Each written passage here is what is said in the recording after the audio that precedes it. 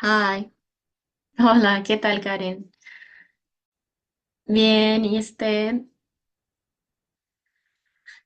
Además de ti, Karen, ¿quién más nos acompaña?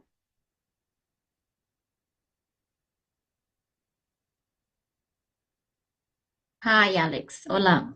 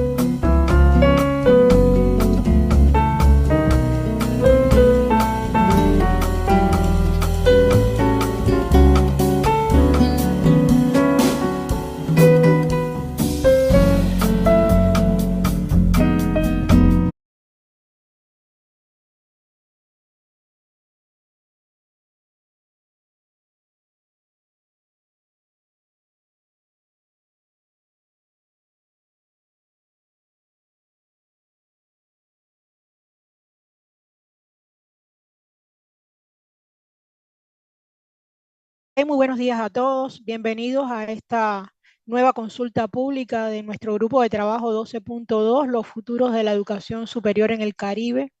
Hoy, abocados a discutir, problematizar acerca de la descolonización de la educación superior caribeña, un tema que nos resulta muy importante, razón por la cual hemos decidido aún a pocos días de tener que cerrar nuestro informe, convocar a este encuentro e invitar a un grupo de personalidades que nos van a estar acompañando en la mañana de hoy, que van a animar este debate, amén del resto de los participantes que nos van a estar acompañando. A los efectos de problematizar un poco acerca del tema, me voy a permitir compartir algunas ideas que hemos estado discutiendo en el grupo de trabajo y como teniendo como base esencialmente los documentos que al respecto se han estado circulando, artículos y temas que han estado siendo debatidos en las redes. Voy a compartir una pequeña presentación en la cual problematizo algunas de las ideas. En primer lugar, la pregunta sería: ¿de qué Caribe hablamos?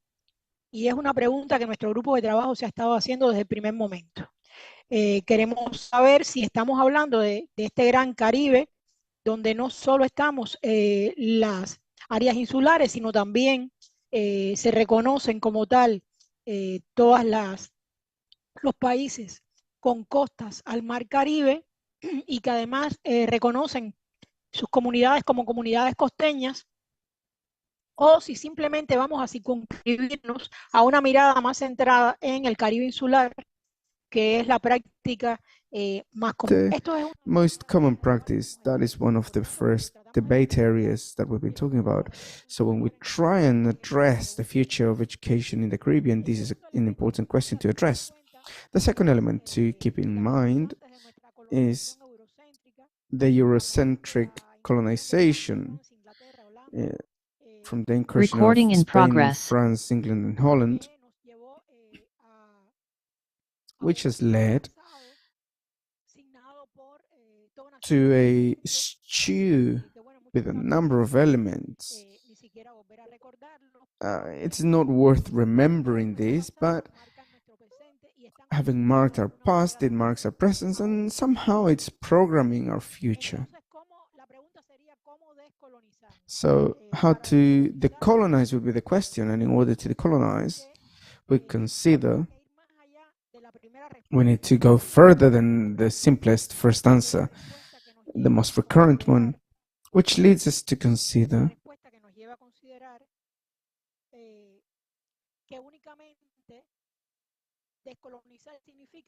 that decolonizing means to decolonize the curriculum. The way we see it, this is an important vision, but is not enough. Decolonizing the curriculum would mean only to airbrush some of the real problems we're facing as a result of the decolonization. It would be to conform to very little, really. The answer to this decolonization process, and as we have been discussing in our group, means together with the decolonization of the curriculum, is to decolonize the academic structures and the processes, looking at access with education as an end and with autonomy, and running our own academic process, which have an important potential in the field of innovation and in as how the university responds to its environment. So it has to be relevant. An answer is also in governance transformation in our institutions. That's a second element that we've been assessing. Together with this, we propose to decolonize the organizational culture of further education institutions, seeking values that encourage more participation and bigger representation of all, and looking at inclusion with values. importante supone transformar la that visión de include calidad. operational values. We also need to transform the vision of quality, which our institutions are accredited with. In many cases, this poses a new way of colonization. We were discussing in our work group strongly there needs to be a vision of reparation of victims in the colonial presence, which are present sometimes. We need to look at values of internationalization, scholarships as part of the reparation process. Closing my intervention, which is only meant to be provoking, we consider that the danger of the so-called Eurocentrist colonization cannot lead to an occidentalization of our institutions. In the measure that we recognize Western forms of production and we ignore our own epistemic traditions, our own practices that derive from our identity. As a consequence, the university has to debureaucratize. And for that reason, we have to strengthen the institutional process of integration, but potentializing our epistemic traditions. This is identity, which is not just the past, but it's also the present, who we are today, and the things that we're undertaking. And how, starting from this identity, we can construct better epistemic traditions we can improve what we have so far and to keep and those that flow from our true dynamics and our true reality. That's the path of the university for the Caribbean and Latin American university that we have searched after, and that is where the debate begins.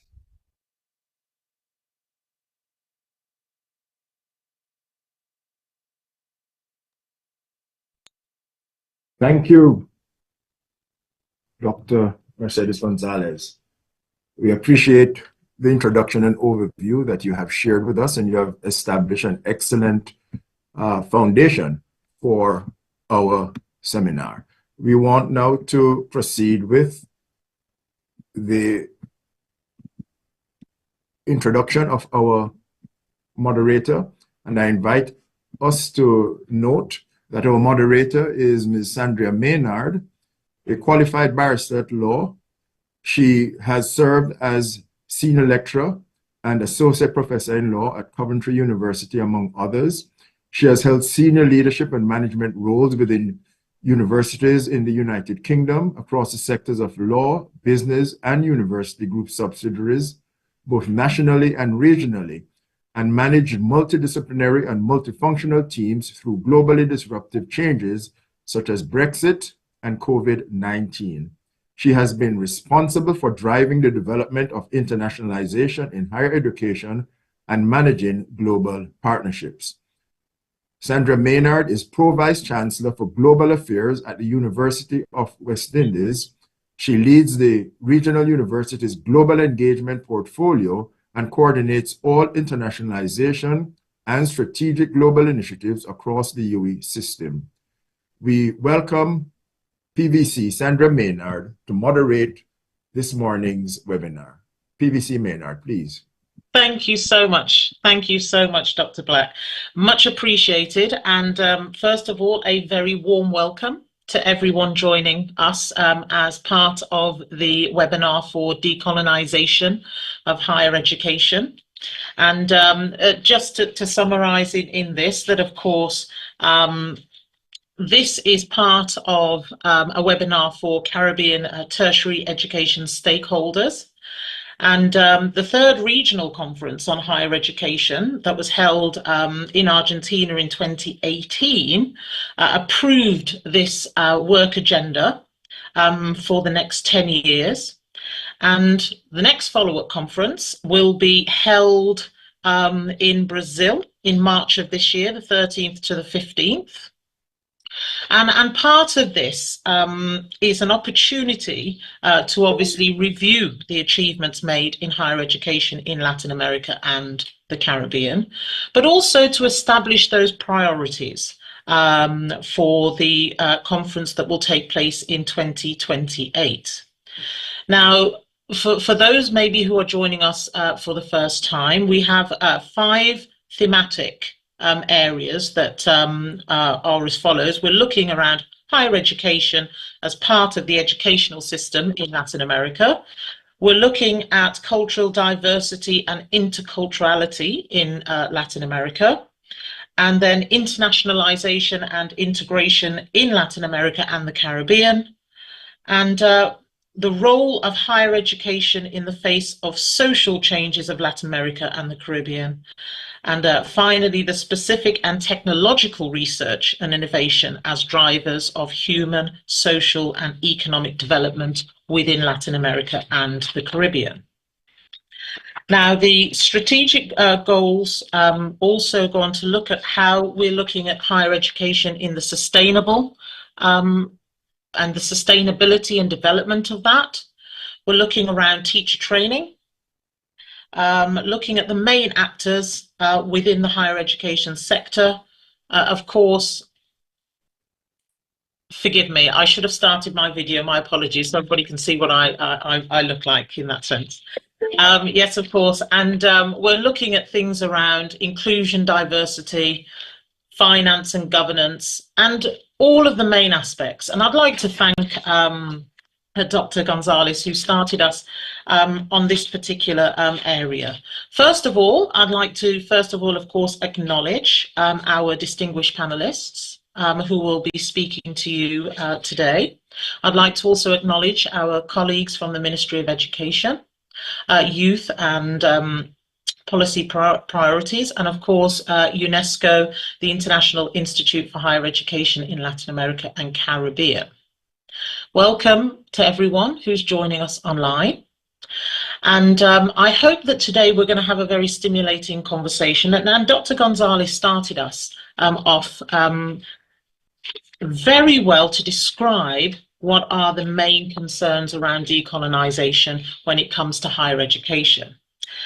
And I would say that when she began with saying that we shouldn't forget our history, because our history and the colonization of our regions has had a profound effect on not just only us socially, not only just as far as innovation and business is concerned, but that impact is still lingering within our educational institutions.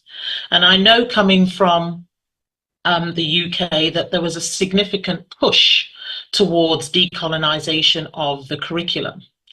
And they stopped at the curriculum, might I add. And I think I would like to say that at that kind of came around and was very pushed forward after the Black Lives Matter movements back in 2018 that started.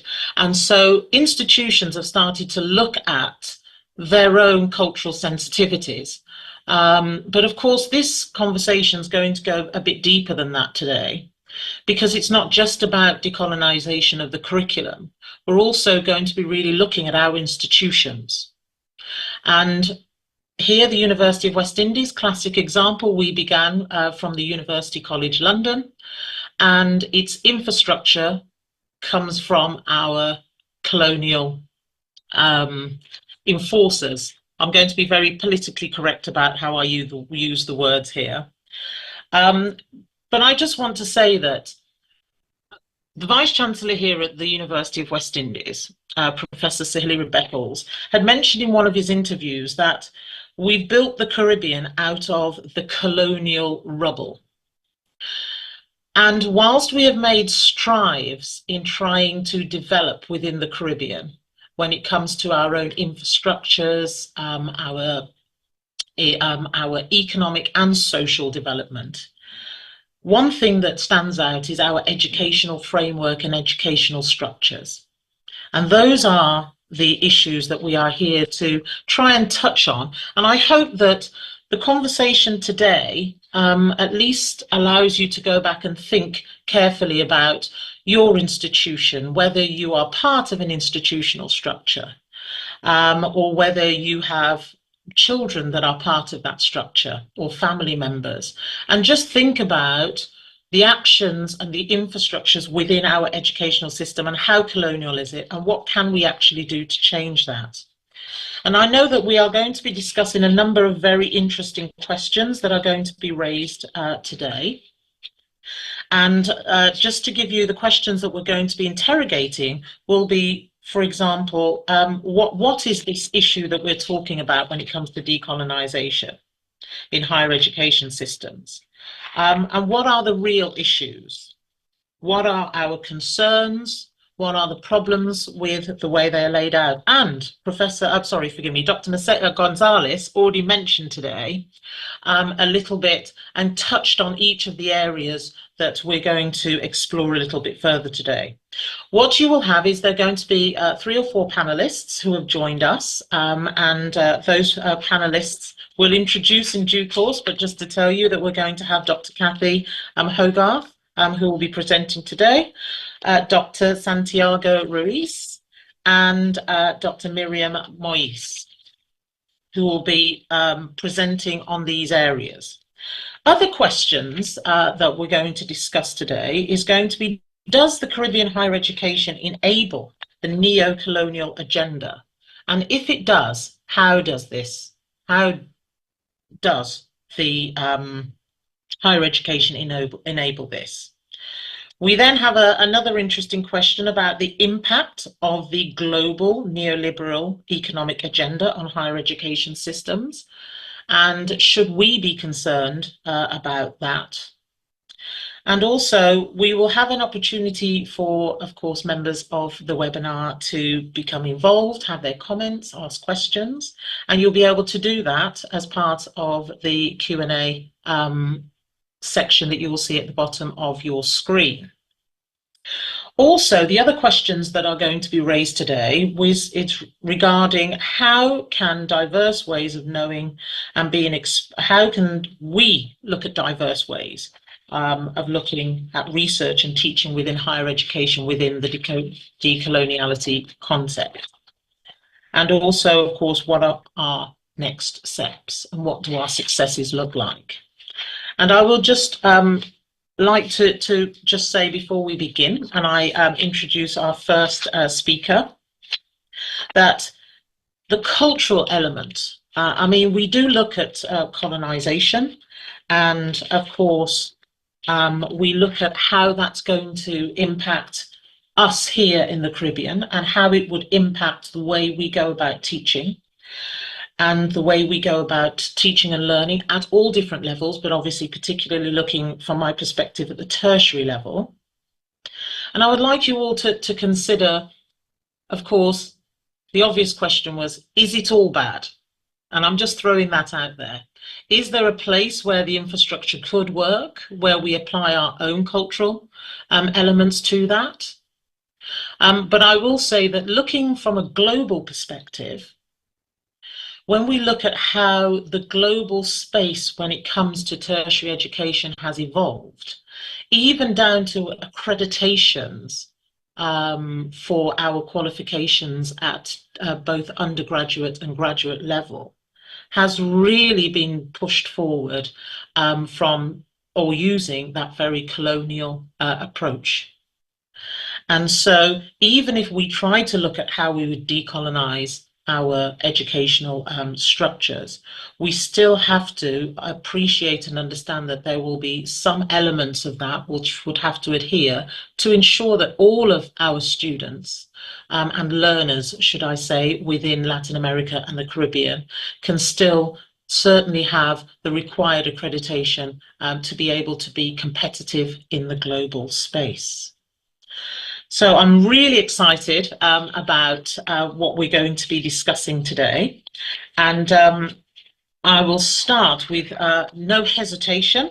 I have in my order here that we're going to start off with, and I don't know if Dr. Kathy Hogarth, are you ready? I am. You are? Well, before you go ahead, I'm going to introduce you. I love doing this because everybody stands there with their cameras on, terribly embarrassed about having the introduction. But I would love to introduce you, Dr. Hogarth. So Dr. Hogarth serves as the Associate Vice President of Global Strategy at Wilfrid Laurier University in Waterloo in Ontario, Canada. Prior to this, she served as the Dean of Faculty of Social Work at WLU. And Dr. Hogarth is an avid advocate and scholar on equity and anti-racism, and brings this focus of her work onto the internationalization, or I should say globalization, of higher education. And over the years, Dr. Hogarth has published several journal articles, book chapters, and a book dedicated to the topic of race and equity. And she has been featured in several media presentations and, of course, has delivered to audiences across the globe. And we are very pleased to welcome you and have you with us today. So thank you very much, Dr. Hogarth. And I will let you take the reins now and present to us. Thank you. Thank you, Dr. Maynard. And thank you for inviting me into this space. I think I'm going to try and keep my comments really brief. And unfortunately, Dr. Maynard, at times I may veer away from this idea of political correctness, because I do believe that in our colonial machinery, political correctness is one of those tools of silencing the colonial masses. But colonialism is a material reality. Yeah? And it is a reality that enables growth and thriving of peoples and nations, as long as that growth and thriving serves the cause of masters. And in 2024, we are still talking, or I'm still talking about masters. We are still speaking of masters because although the vernacular has changed, the systems remain the same. The playbook is still the same. And we've had shifting masters over the decades and centuries. But if we look closely, we can see the threads of colonialism woven throughout the century. We are all colonial bodies. And we get to play in the making and remaking of colonialism. In my book, I have a chapter called What's Post About Colonialism.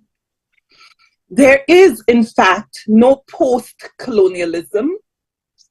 There is a constant remaking, and we become part of that colonial machinery in the everyday remaking of colonialism. Dr. Gonzalez, in her opening remarks, made a statement that is so accurate in the ways I talk about colonialism as the work of decolonizing higher education as necessary but not sufficient. Colonialism is an interlocking system. It's part of interlocking systems. And while we give our attention to decolonizing higher education, we cannot do so in solidarity, in the absence of decolonizing other structures, because they support each other. And so we can attempt to decolonize higher education until the cows come home, if we don't work in parallel to decolonize the other systems, it feels like a losing battle. Is it necessary? Absolutely. The work we are engaging in now, the work we've been engaging in for decades and centuries, is a necessary one. But it is not a work in isolation, because we are living in interlocking systems and they support themselves. I like the term of colonial lingering, as you spoke to Dr. Maynard. Colonial lingering. It's here, but it's so soft. Colonial lingering. Folks, I think one of our realities is we are living in a very colonial era. It has never ended. It's just been remade. Different players, the strategy remains the same. And I know later on we are going to talk about what success looks like in colonial, decolonial and recolonial making. And I often think of the work we're engaged in as building the airplane as we fly it. It's always this unfinished project and this unknown. What will we be in the future? Well, today we are rewriting our history today. And so the challenge for all of us as colonial beings, individually and collectively, is what is the history we are writing today? We see the works of, and I promise you I'm going to shut up in a minute. We see the works of the colonial lingering, but really it's the ways in which colonialism is enmeshed, deeply ingrained in our systems. I often ask of our professors, and who are our students reading? Who are they reading? Are they reading the works of the great colonial masters? How have we begun to show our own dominance within these spaces? Because if we rely on knowledge and knowledge production solely from the other, we continue to maintain and really not push against this colonial structure. So at a very basic level, when we talk about curriculum, who are we reading? I'm going to stop there for now. Thank you so much, Dr. Hogarth. That's very interesting, and particularly that last point about we're looking at it because those who are on this webinar who are researchers, and I know that there are many researchers out there, many colleagues of mine who sit there and say, well, if I'm not citing the right people in my papers, then I'm not going to get the correct or the higher level enough publishing, or the right publishing houses to publish this. And of course, when we look at our own history, we are again citing the colonial academics and scholars. And of course, when we're teaching and learning within that particular classroom, we're doing precisely that. We're embedding this. And effectively, you're absolutely right when you say, and I would sit there and say that colonialism, we cannot look at the education element of it in isolation. It is part of a very effective machine. And we have to dismantle that machine. As you mentioned, we're building the plane whilst we're flying it. We're going to have to dismantle the plane first as we're flying it. So thank you very much for that initial presentation about decolonizing Caribbean higher education systems, and we will have you back for sure. I'm going to move on now to our next speaker, who's just going to look at this particular question. And our next speaker is Dr. Santiago Ruiz. And I'd like to welcome Dr. Santiago. And he has been the director of the Scientific, Humanistic and Technological Research of the National Autonomous University of Honduras. And I'm going to say you've got a longer title than me, Dr. Riaz, so I would congratulate you on that. And you have been since 2011 a consultant in the Academic Vice Rector's Office for the development of the institution's cultural policy. And in 2010 to 2011, you were Professor of Cultural Anthropology, Linguistic Anthropology, and Religious Anthropology at the University of Puerto Rico. And between 2002 and 2003, you're a principal researcher at the World Bank in Washington, D.C.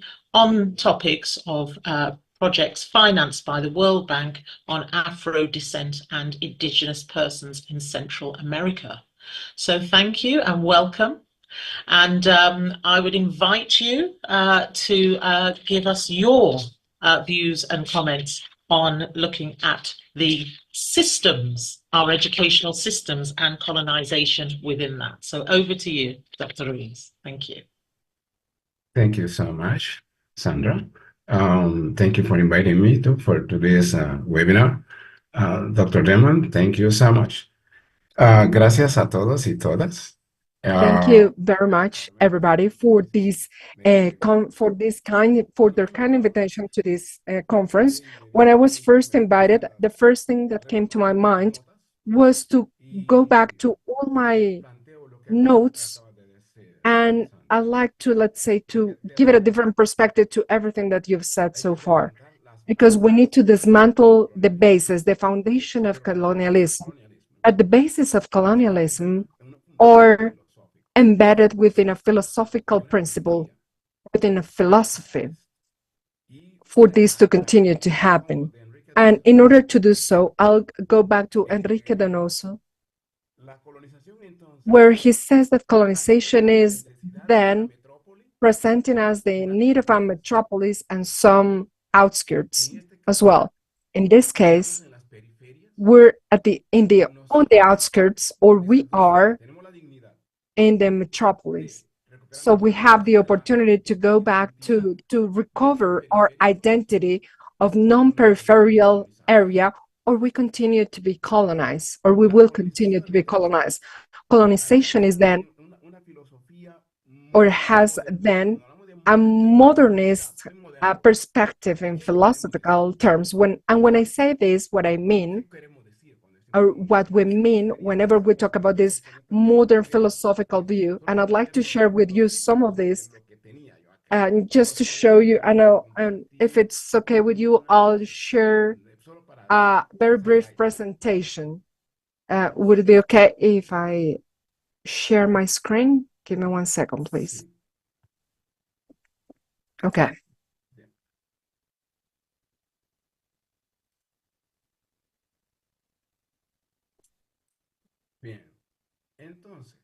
So here,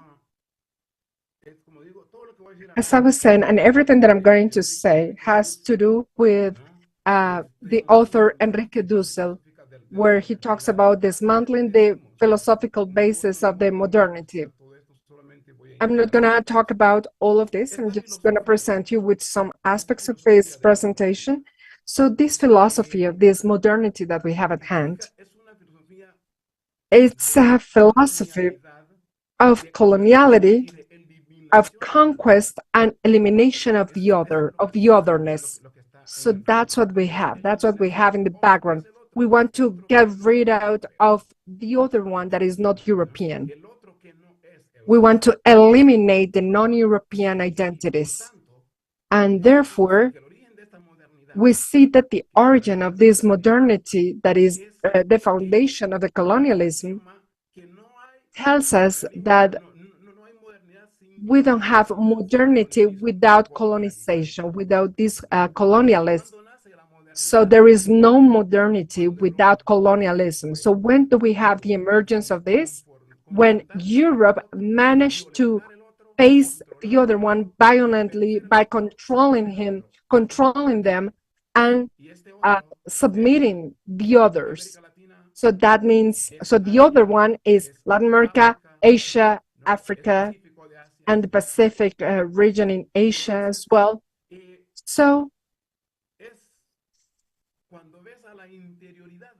when we check the within the when we check the meaning of this modernity, we see that Europe, or we see that it emerges when Europe actually exalts its colonializing spirit in order to get rid of all of the other identities. So we can see how broad the scope of this colonialism is, because this goes beyond the Latin American and Caribbean territories, but it has to do with the entire world. So this modernity is then a philosophy that covers, or that gets rid of, the otherness. So it starts with the discovery. Allegedly, it starts with the alleged discovery of the other, but it actually covers or hides away who the other one is.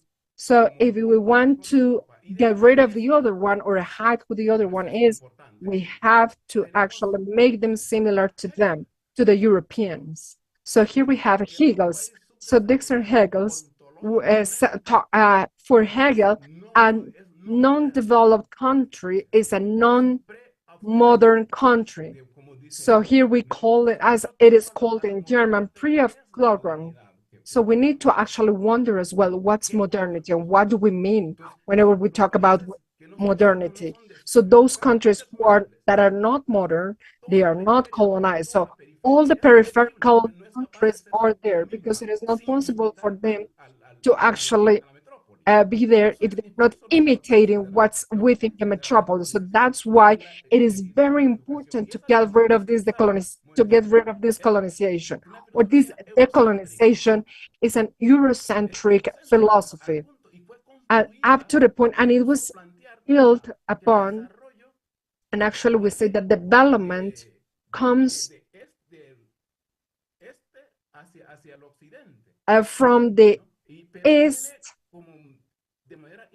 from the west to the east, and then we can see how they're trying to teach us how to mature our development. And this has happened and this started 200 years ago, and then they're ignoring the rest of the sciences, the rest of the knowledge, and the rest of the different sort of knowledges, and this impacts our history.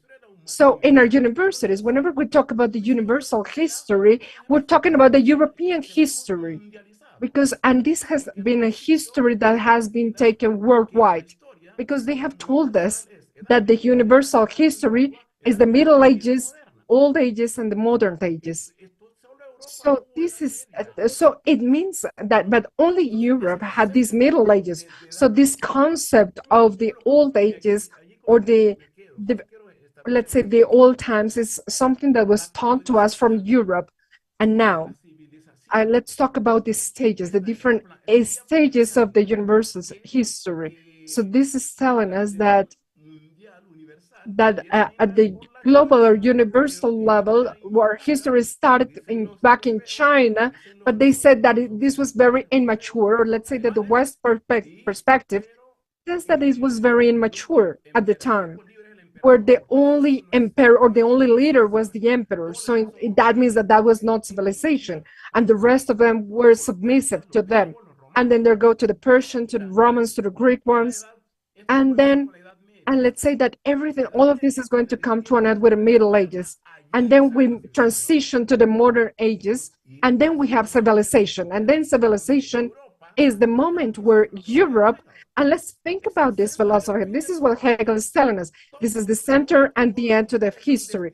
all of our histories are centered around this European perception. So this is the Eurocentrism that we're talking about. And this is what we need to dismantle in order to talk about decolonization and in order to get rid of these systemic lessons that we've learned in history. And this is, of course, this has some philosophies that we need to think about, because this is actually coming from the Greeks 5,000 years ago. And they're telling us that this philosophy, but actually philosophy dates from farther back in the past. It comes from Africa, 26 millennia before. And this is something that we haven't considered. And here I'm talking about Dussel as well. So they changed, they switched, or they manipulated the universal history to build upon a history that is centralized in Europe. And this is what we were taught, and this is what we continue to teach with the different stages or the different times that we have in this history. And when we do so, we are reinforcing these colonialism lessons. So this goes beyond what we're saying here. And that's why I'm very happy, I'm very pleased to have these conversations, because we need to talk about the new world, because this new world is for Europe. This new world is nothing but for Europe. But this new world, this, or what they call the new world, is kind of absurd. It is because this relies on a absurd logic, because they say or they claim that this new world is or doesn't have any kind of specificities, or they don't have any policies, or that they are quite immature because they're new, because this new world is our, let's say, doesn't have any West perspective to what they do. So because they say, because they discover it, this is the beginning of this territory. So that's the challenge that we have at hand. That's the challenge that we have for the time being, to understand what is the philosophy that is underlying, because this is a racist philosophy. It is a supremacist and very and not very deep philosophy. Why do we say that it is racist?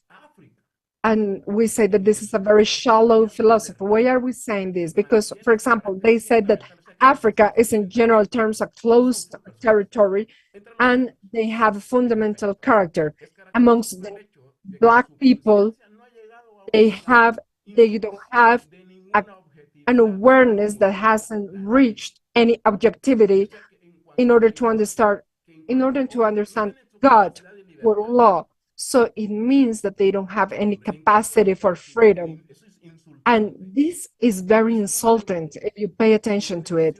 They're training these people as if they were stupid. They don't know what freedom is, according to them. So this is a racist and supremacist philosophy that underlies this modern philosophy. So here, Dussel says that this racist philosophy is quite recent. It dates 193 years. And in order to dismantle this philosophy, we need to think about it in such a way that we're not part of the peripheral area, but we have equitative means to discuss our reality. And with that, I'd like to leave it at that, because let's say that in Europe, it is not only for the external countries, but within Europe, we have the same thing. For example, Northern Europe is not the same as the Southern Europe. So we can see how this colonialism ends up with, let's say, with the German philosophy that is very much enlightening itself and taking it to a level of God. So we have, let's say, we have new different levels, and they say that the rest of the people is non-existent because of this philosophy. So we need to dismantle all of this philosophy that is behind and that is feeding our current situation, our current peripheral situation in the world. we need, because when we don't know our ancestral knowledge, we don't know who we are. Thank you very much. Thank you so much, Dr. Ruiz, and you've certainly set the scene in respect of dismantling this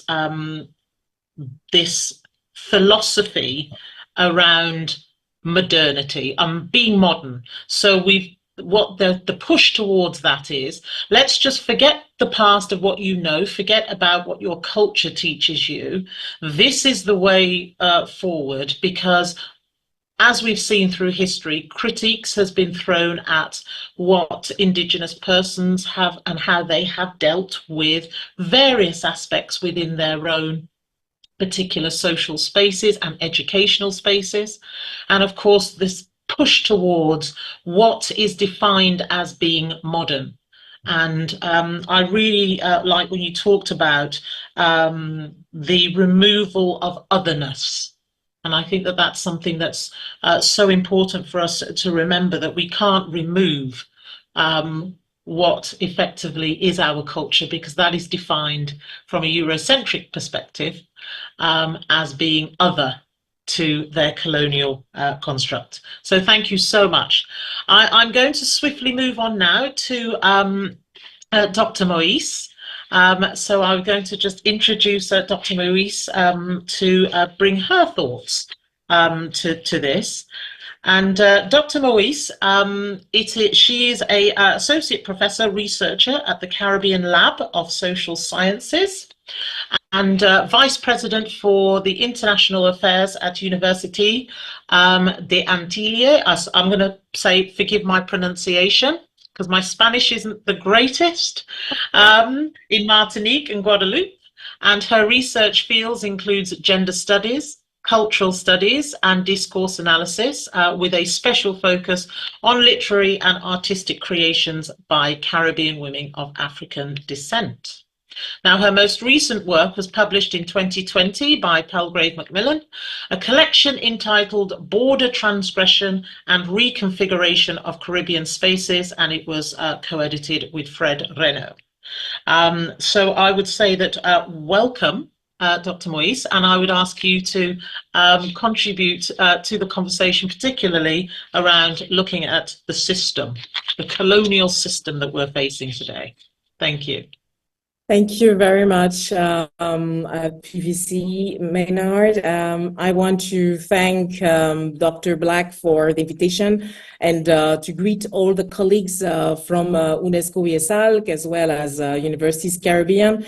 This is my honor today to speak from this perspective of the global Caribbean, because in fact, in my capacity as Secretary General of Universities Caribbean, our consortium of Caribbean universities and research institutes is really a consortium which is transnational, transcultural, translingual, and therefore we are dedicated to foster excellence in education, research, and innovation within a decolonial perspective. Decolonization for us means really the first. I mean, I will just structure my talk, which is going to be pretty short, in three main keywords, because we focus on One Caribbean solutions. And for us, solutions to move forward together, first is to reconnect the Caribbean, because we do mention the Caribbean, but often we do not include all the Caribbean. And this is this is how we have always discussed about it with Damien Black and with other colleagues from the Caribbean. I think it's fundamental to have these spaces of discussion about the Caribbean as such, because sometimes the sea of the lack is considered often and is not very discussed. So I believe that the specificity of the Caribbean region should be considered whenever we discuss decolonization, and we have to discuss it first through a dynamic of reconnecting the Caribbean. That is to say, considering the sovereign and non-sovereign entities of the Caribbean, because when we talk about the Caribbean, we talk about the insular territories, the continental Caribbean, but we must also be inclusive of the sovereign and non-sovereign territories of the Caribbean, of the diversity of this Caribbean region. And in fact, when we talk about reconnecting, so it's really 3 R's: reconnect, repair, and reclaim, re-own the Caribbean. So earlier, Dr. Augard discussed solidarity. I believe it's very important to underline the necessity for solidarity in the region, within the region. The integration of the Latin America and the Caribbean, I think this is one of the greatest issues that must be considered when we are talking about decolonization. And integration means considering the diversity of the languages as well. And I always mention this, but our youth need to have access to language learning and to mobility in the region, across the region, in a Spanish-speaking, English-speaking, French-speaking, and Dutch-speaking, as well as Creole-speaking, because I want to remind you that Creole is the second most spoken language of the Latin American and Caribbean region. So this is also languages part. Reconnection has to go through language also, and giving access to language learning and have access to higher education in different languages and to international mobility for our students. They are asking for this mobility. So reconnecting the Caribbean is the first R. The second R would be repairing, of course, reparation, because our president, Sir Hilary Beckles, the president of Universities Caribbean and the vice chancellor of the University of the West Indies, discusses in his different books the colonial mess. And this is what we have at the moment to deal with, is really this colonial mess that we find also in our universities, in higher education. And this colonial mess has to find solutions. And the solutions, we as academics have to find it, but we have to find the solutions to serve our communities, because this is the role of universities, to serve their communities.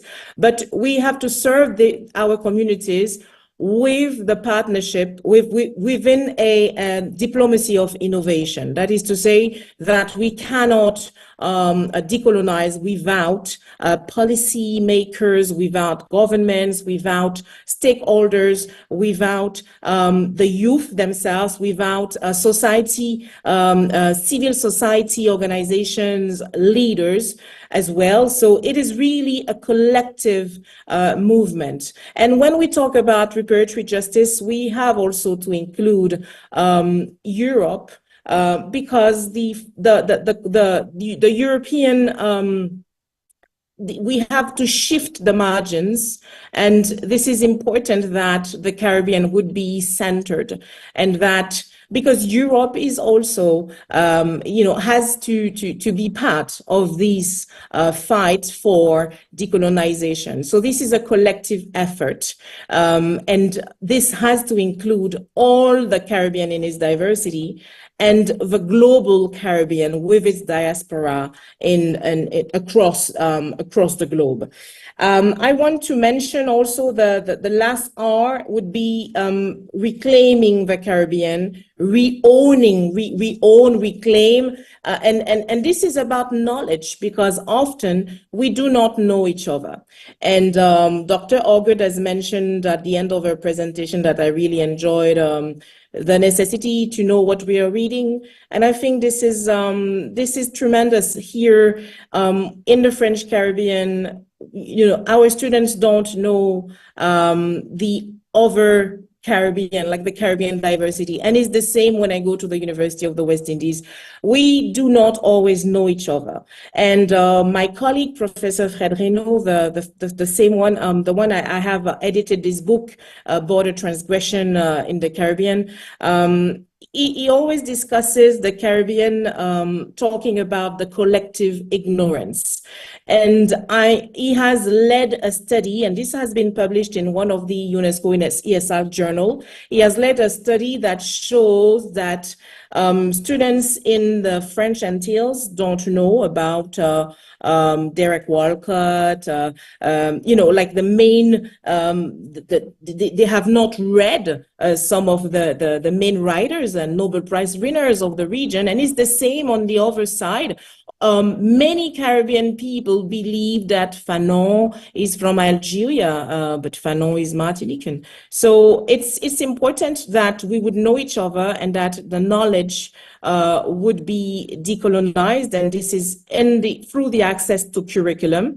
And access to curriculum also is linked to the shift of the margins, because when we are shifting the margins, that means that we are bringing knowledge from outside of the center, because within the Caribbean and Latin America, there are also marginalized communities that must be studied. I went a few months ago to visit the Afro-Colombian women in the Palenque in Cartagena, near Cartagena, and I believe that these communities should also be highlighted in the curriculum, in the research development, bringing solutions that would encompass the diversity of the region. So really, 3 R's: reconnect the Caribbean, repair the Caribbean, and I insist on the reparation, because reparation is giving access to knowledge, giving access to higher education, giving access to health.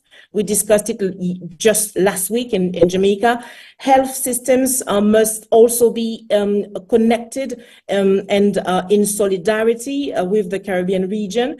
And last but not least, re-own the Caribbean, reclaim the Caribbean. And this is for our youth to take responsibility as the future leaders of the region. And in fact, Universities Caribbean gives space to the youth through Youth Forum to find solutions. And I want to greet our colleagues from Simon Bolivar Universidad, because in fact, a few months ago, I have met a group of the youth leadership school. They have a leadership school. I believe that decolonization is also giving the tools to the youth to become these leaders, the future leaders of the region, and to foster excellence in education. Research and innovation is also giving tools to empower our youth and build capacity for them in the region and in the global Caribbean. Thank you very much.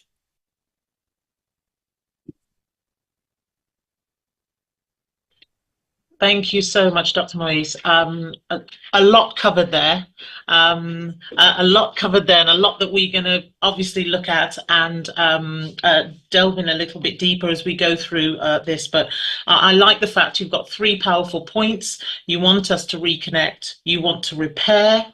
That part of that repairing requires reparatory justice to take place within as far as the transatlantic slavery was concerned, because the whole economic element of that has meant that we are so far behind that for us to be able to repair, there's no way we can escape the way that market forces and capitalism works. For that repair to take place, we need the finances in place to be able to do that. And of course, finally, to reclaim. So I think just keeping those 3 in mind, it quite nicely sort of moves us on to our next topic area, which I'm going to ask each person to sort of, I would say, our panelists, please, hands in and come in and comment on the next question I'm going to ask to be discussed. And the question is, does Caribbean higher education enable the neo-colonial agenda? And if it does, how? And I can see Dr. Hogarth is smiling at me at this very moment in time. So I'm going to go straight to her because I know that definitely she'll have something to comment on that. And I will then in turn go to our other panelists. So off to you. Thank you, Dr. Maynard. Absolutely 100% yes. Our higher education system enables in this way. There's a feminist thought, the master's tool will never dismantle the master's kingdom. What we do quite often, and I'm trained, just to give you some context, I am a body of the Caribbean. I was born and raised in Trinidad. I lived in Jamaica. I was educated in Jamaica before moving to Canada. Our education systems within the Caribbean is designed, and I think this is part of what we have to contend with as we think about decolonization. We have to contend with system design. Our systems work beautifully according to colonial design. And because it is designed in that way, it is designed to continually remake itself, to uphold itself. And so, in order to dismantle colonialism in our higher education system and in all our systems across the Caribbean and in all our systems wherever colonialism has touched, we must be, it calls for a radical transformation and rethinking of the system. This idea of the collective ignorance, that is system design. We were meant to be separated so as not to dismantle the master's kingdom. That was that's part of the script that I spoke to in my opening comments. It is system design. So yet, and we continue to perpetuate that in our education by, one, the isolation of thought, so that we never see this commingling of the French Canadian, the French Caribbean and the Anglo-Caribbean and the Latin. We never see that commingling because by design, we are to be separated. Here's one of the tools I think that is necessary, and it goes back to our history. When our languages wasn't permitted in the days of slavery and slave plantations, enslaved ancestors found new ways of communications. And that gave birth to other forms of communication. And that is the kind of thinking that will take us into a decolonial future. Okay, I'm gonna stop because I get excited about this, you can see. So I'll give somebody else the stage. Thank you so much. No, that was really, really powerful. And I think it really lends itself and focuses our mind on the fact that we are very well conditioned and our systems continue that conditioning. How do we break free? How do we break our mindsets free? And then how do we work together to dismantle the divide and rule culture that colonialism currently has a hold when it comes to us, and of course the language being part of that. So thank you. Dr. Ruiz, I will invite you to the comments. Thank you so much. Realmente, nuestras universidades. Thank you. Thank you so much. Our universities, even linked to the churches, they are the tools, the resources to dig deeper into colonization in our regions. in our countries. Someone pointed out Creole as a language, the second spoken in the region. And it is the language of transcolonialism, to transform, to use some of the words of the language of the colonizer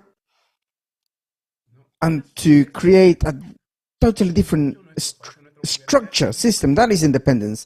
And our countries, many of our universities have not understood this, which is why I want to encourage the Caribbean to lead on this process. I'm talking from the perspective of Honduras. In Honduras, the black people, the black English-speaking people, they input to science, to the world, is Creole, and that is not recognized because the universities have told them that this isn't recognized. The schools are forbidden to speak this language, and school denies them of it. I hope a time comes in Honduras where the new generations acknowledge, identify the value of this language and appreciate it and make the most of it, exploit it, exploit their independence and their freedom. But our universities, in matters of neocolonialism, neocolonization, those are the ones that destroy the indigenous languages, that deny the self-knowledge and the autonomous authority of our regions. For something to be worth in our region, it has to come from abroad. They're not even capable of acknowledging their own dignity, and that happens in our own universities. Someone also mentioned the mechanisms of accreditation. These are mechanisms that don't answer to the cultural context. They are standardized upon external cultural basis. Therefore, we will always be at a disadvantage. We don't contribute. It's not that we have to disregard what the world and other cultures can offer. The point here is that we don't acknowledge what we can contribute. So I went to the US for my academic formation in Florida.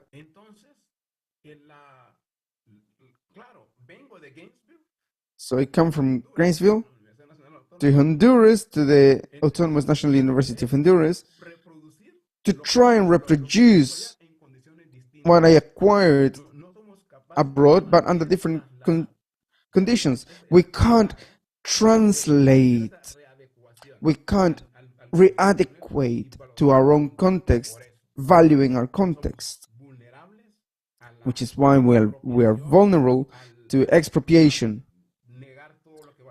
to deny what our natural resources are worth, our linguistic resources, our mineral resources, because everything has to be produced outside for it to be worth within our context. But this is a colonial mindset that we no longer need. We don't need the master.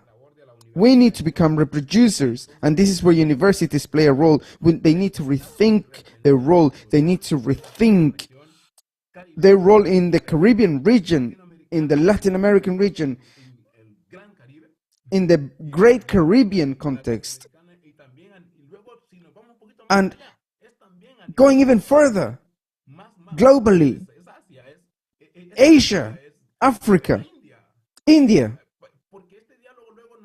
This dialogue, you will find we have other partners which are bigger,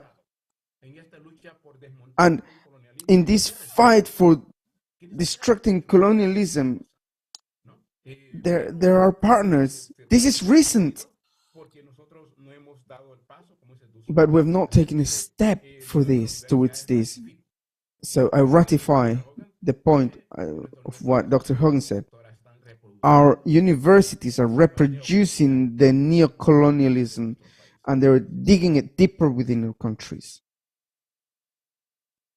Thank you. Thank you so much. And what you said clearly also makes us have to consider certainly about us valuing what we have here in the Caribbean region, and that value shouldn't be measured against what the colonials consider of value.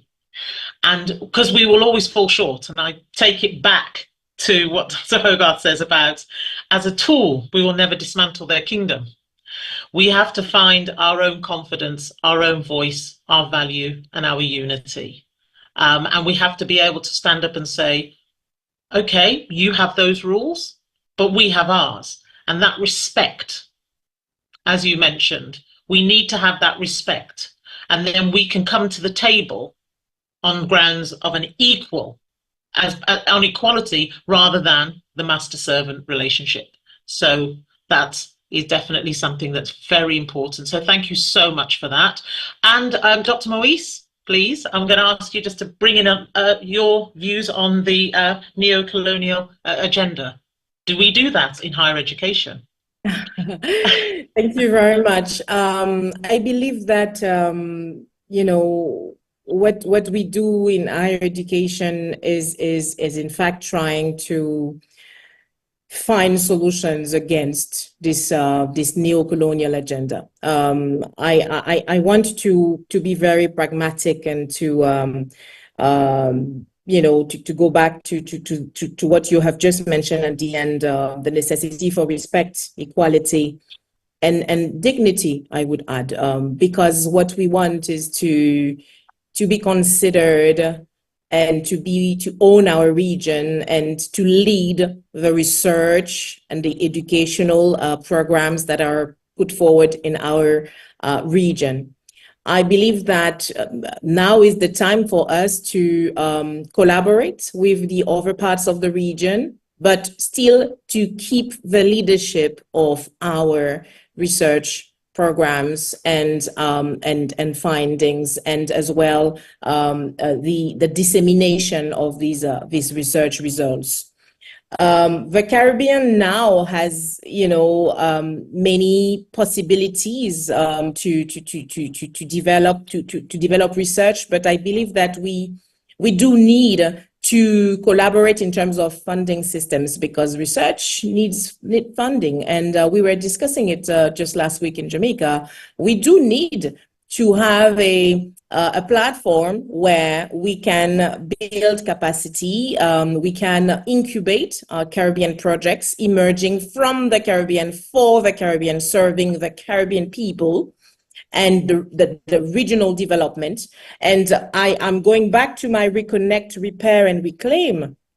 It is about reconnecting the Caribbean region, but also using the system that we have around us, because I'm talking from the Université des Antilles, which is both a Caribbean university, but also we are still under European and French governance. So we do have our Caribbean identity, and we do want to push the system to include the Caribbean as our region. And therefore, we are fighting at the moment to develop a Caribbean Erasmus. That is to say, an Erasmus funding that would serve our region, that would allow our students to move across the region. So this is why, like the last 3 years, we had a tentative with the Interreg European funds, and we used the Interreg European funds to build the ELAN project, which was a project specifically for the Caribbean region, with funding 3 million to allow students from the Caribbean to come and study in Martinique and Guadeloupe, and vice versa. That is to say that often the students in the Caribbean, to study French, they go to France, to Paris, to Quebec, or to study any specificity that we have in our universities, they go abroad, while we have the expertise in Martinique, in Guadeloupe. So I believe that fighting against decolonizing is also about finding ways to use the system to make it work to our benefit. This is what we are doing. And Professor Fred Reynaud speak about strategic dependence. It's a different concept that he has used for the French Caribbean. Strategic dependence, that is to say, pushing the system to adapt to the region and regional cooperation. So Erasmus Caribbean is one example. I want to remain pragmatic, because I know academics are always considered as non-pragmatic and being too theoretical. I want you to take another example, and the other example is the Connect Caribbean program, which is an Horizon Europe program funded by Europe, allowing us Caribbeans and Latin Americans to go across the region. Like next week, I will be in Cuba spending a month of research funded by this program. I'm going to Chile in 2 months. I was in Cartagena, Colombia a few months ago. This is European funding that we use to build capacity for the region. So for me, I see this as part of the reparatory justice, because this is giving access to the reconnection that we are looking forward to, the reparation and the reclamation as well, because our youth need this capacity building. And last but not least, because I want to allow the discussion to move forward, I want to indicate that what is important for us at Universities Caribbean is also to link every project that we build. We want to link it to solutions, to priorities, regional priorities. That is to say that all of these regional priorities are then linked to employability for the youth. Everything is connected. So giving access to higher education is giving access to higher education with a focus on priorities for the region, because the region has needs in terms of professions. So what are the professions of the future, and what can each region have as an expertise? Because too many times we have expertise that are not enhanced, valued, and we are fragmented. We have different expertise of the same aspect on different islands. And I believe that we should be able to have a platform gathering those different expertise and having specially, special research characteristics to different universities. So this is what Universities Caribbean is aiming to do. So I'm calling for a collective effort from universities of the region, as well as universities of the Caribbean diaspora, because we have also colleagues in North American universities and European universities engaging with us. At the moment, I'm discussing a summer school on decolonizing knowledge with the University of Cambridge in the UK. So definitely, this for me is a collective effort. This is not an effort that only concerns the Caribbean region. It's the global effort that should engage all of us and serve and be built to the benefit of the people of the Caribbean. Thank you. Thank you so much, Dr. Maurice. And I think that I like the idea that we were talking about using the system to our benefit, looking at this strategic dependence.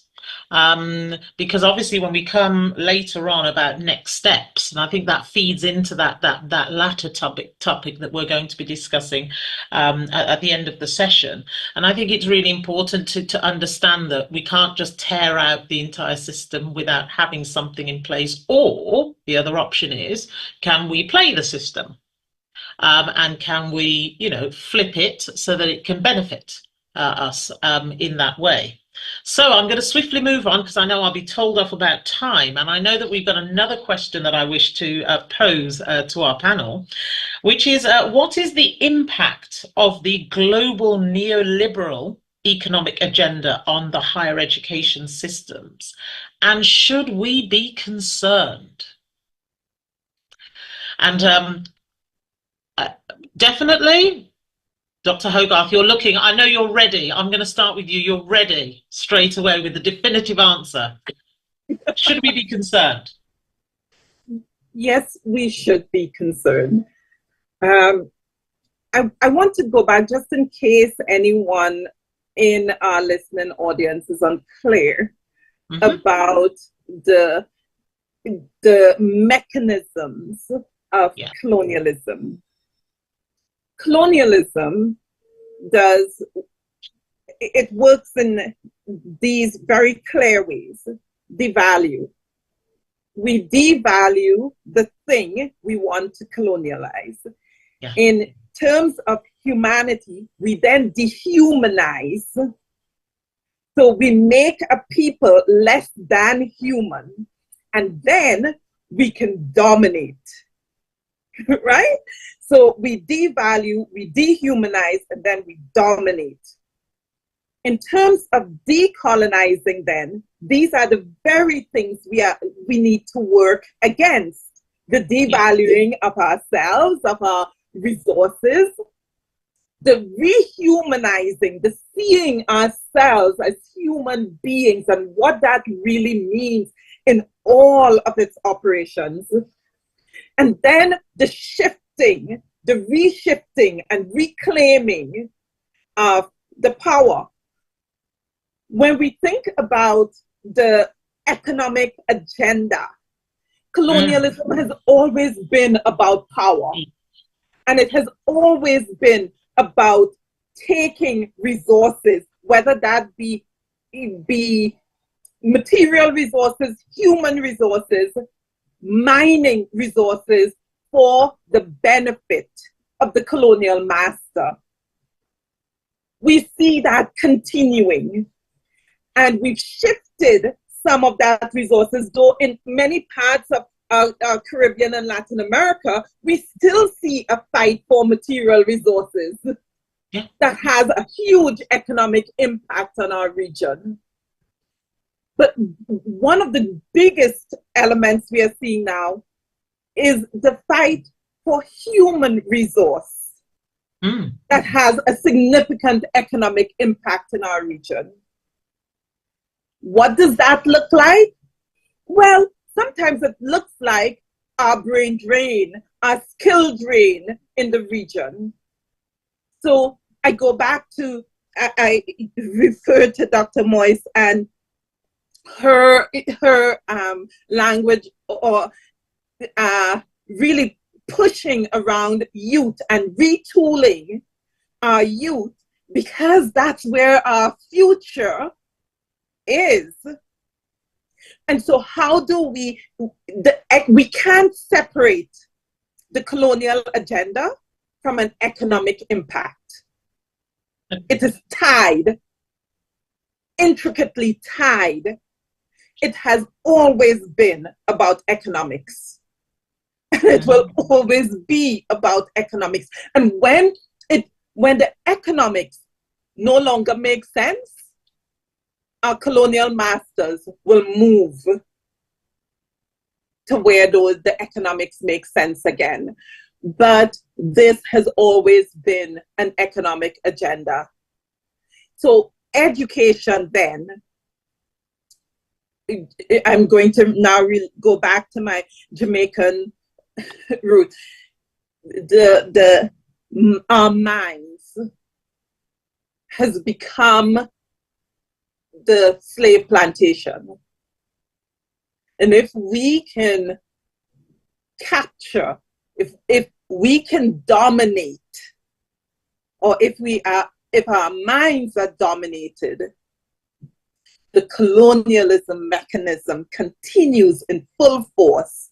Different plantation, same results. Thank you. Very powerful indeed. Thank you very much. I'm going to move on to Dr. Ruiz, please. El impacto impact, the impact of neoliberal economic agenda globally and further education, higher education. First, we need to understand the logic, the rationalization of the economic political agenda is to move from the social power, from the popularity to the corporations, from the citizens to the corporations, to the powerful, where the political power, where the ambitions and interests impose to economic rationality over, is extractive in nature. And the metropolis corporations extract natural resources, mineral resources, hydro resources, intellectual resources. What's the impact of this in our universities?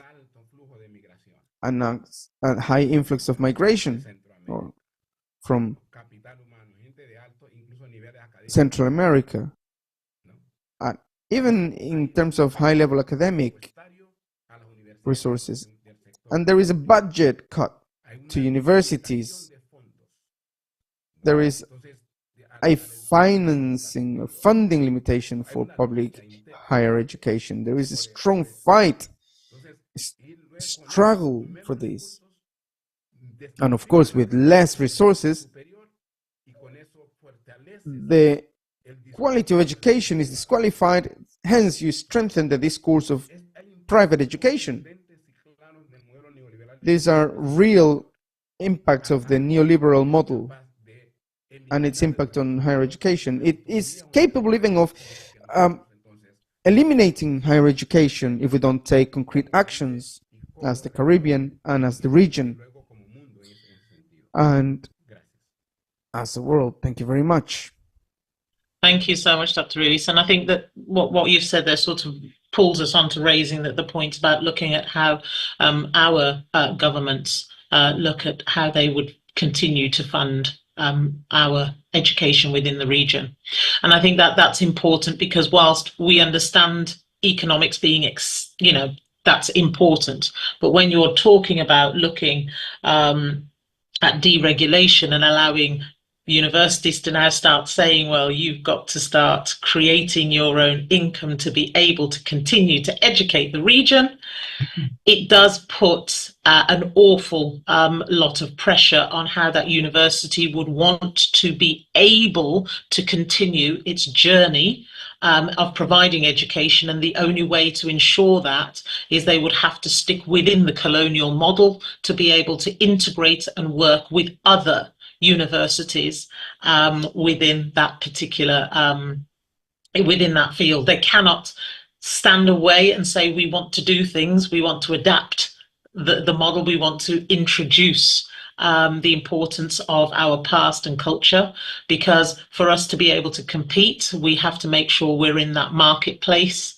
to encourage those international students to come in, and therefore we have to comply with the colonial model, accreditation and so forth. So thank you so much. Dr. Moise, any comments on the neoliberal economic agenda on our system? Yes.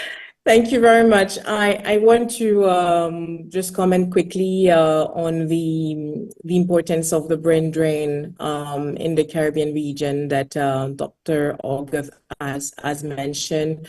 Because in fact, this is a real issue. This is because the region is aging, and when the youth leave a region, that means that the region is not economically viable, attractive, that employability is not possible. That's the only reason why youth would leave their home.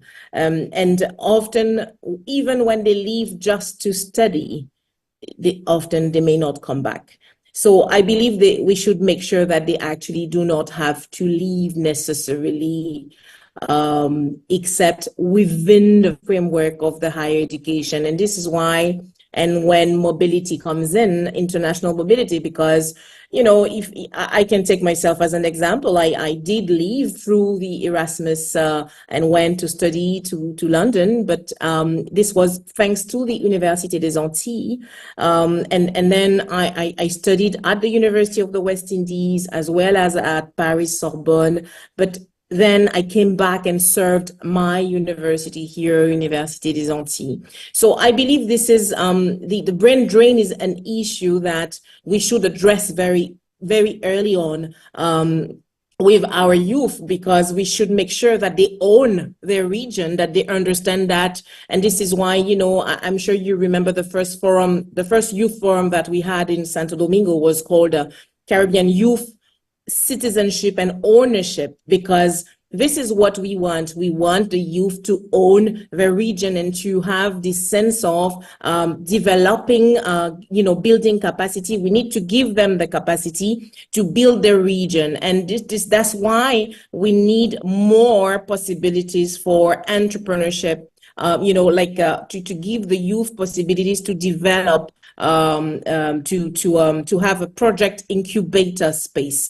I want to take the example of, also because I'm a gender studies specialist, so I will mention the specificity of women in particular in the Caribbean, who are often the first to be graduated. Like they are, female graduates. They are many more than men, but eventually when we get to the leadership position, they are not very present. So there is also an issue with the entrepreneurship, the female entrepreneurship, that to boost female entrepreneurship as well.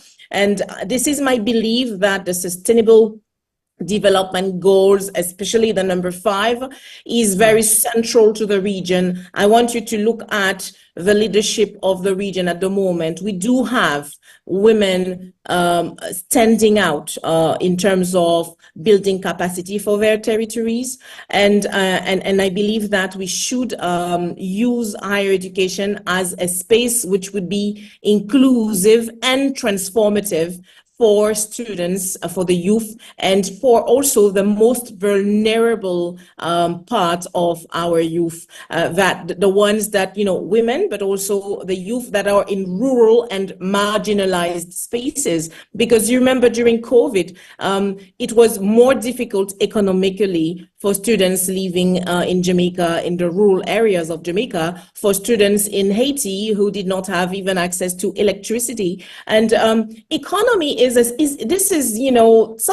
is our day-to-day issue, because at Universities Caribbean at the moment, I'm looking for a possibility to see how we can function as a consortium, because some of our members do not pay for their fees, but this is because we are inclusive of all members, and we are not based on the payment of fees. So we do want to build projects with all members, but we need to have the capacity, the funding to move forward with our projects. Sir Beckles was mentioning that we were Caribbean dreamers.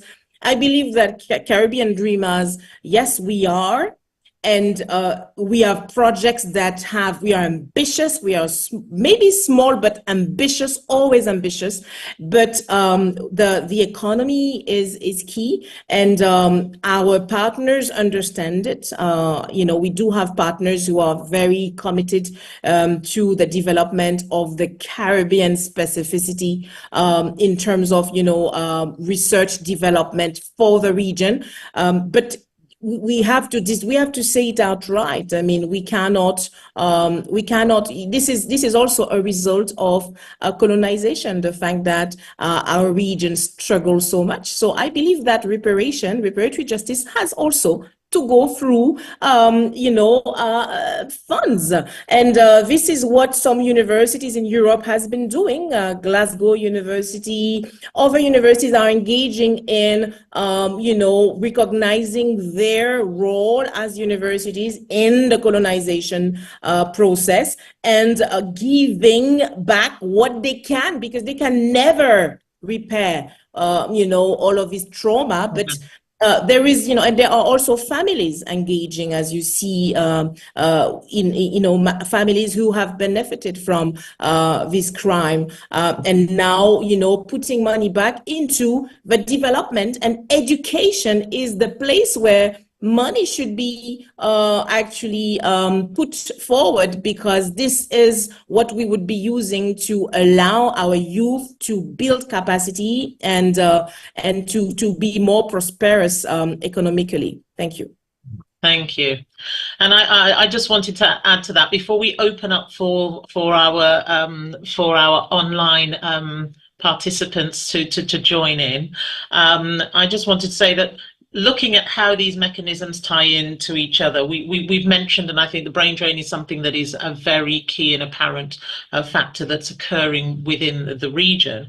But I look at that brain drain element and looking at it and applying what Dr. Hogarth had said here, which is the whole point is that we take away what's there to make sure that it doesn't disrupt the plan. So we devalue the region by taking away its greatest minds, and we move them out into the colonial countries to make sure that they do not have and keep that connectivity with the region. And often they don't come back till maybe much later on in life. A returning Caribbean national, I've returned. Don't let the English accent fool you, and I say this to everyone on here. So yes, but no, it's very interesting when we're looking at this, and education really, I suppose, it is as important, even at a tertiary level, as important as making sure our roads are fixed and making sure we have our electricity and we have our water and we have our basic needs to function, because without it, can we really take on this challenge of decolonizing our systems, mindsets, and economy? So on that note, I'm going to open up, and I can see that we've got some questions up in the chat, I hope. So I'll start off with Eduardo Ali, thank you, who says that higher education development in the Caribbean has been projectized through ideological discourses and policies of international development partners using their notions of development. What can we do creatively to guide IDPs to share our own indigenous experiences, as opposed to being policy and project consumers of the developed world? Great question, Eduardo, thank you. Anyone on the panel wishing to tackle that? No, pop your mics on. Thank you, Dr. Luis. Nuestros conocimientos ancestrales indígenas. Our ancestral and indigenous knowledge and Afro-descendant knowledge are, for the time being, the mechanism, the sustainability mechanism in terms of environment. It is critical for the survival of the species. So this is one of the main values that the academy hasn't, let's say, pushed for. And I should say that there is a pope with the Laudato Si that talks about the Amazon region and everything that has to do with this region, with what's going on behind this water supply, because we migrate looking for better life conditions, but the corporations or multinationals are coming to our territories to exploit our natural resources, minerals, the water, our forests. So what we're missing here is to develop a strategy that allows us to research or to create those mechanisms to exploit our own resources, and not only to understand these resources as a raw material or as a commodity to be exported. And another element that has to do with our ancestral knowledge has to do with the non-overexploitation of our nature, because we're part of a system that is broader than the human being, because we are in a daily cohabitance with our nature, and this system this capitalist and neoliberal system is extractivist and destroys our nature and destroys the different species. So this is a response not only for us as a region, but it is going to be a response from the region to the world. So that's why it is very important. Thank you. Thank you, Dr. Ruiz. And I just wanted to say that in response to Eduardo's question, I was going to say it kind of hit me a little bit as one of the topic areas that I deal with within a global space. And particularly when we get funding for projects and the kind of limitations that are put on to that funding, how we are meant to use it. I've noticed that certainly within projects that may go out to benefit, they're very, very strict adherence and guidelines to what we are meant to do in those projects. Because often those development partners send out saying, we would like to do this in a particular country, or we'd like to do this within a particular region. And I noticed that when you're looking at that project, it's often in isolation. The research, the data, the experiences, the impact that's shared is not necessarily shared with the rest of the region. The concept of that project may be beneficial to a number of regions, but they're not addressed simultaneously.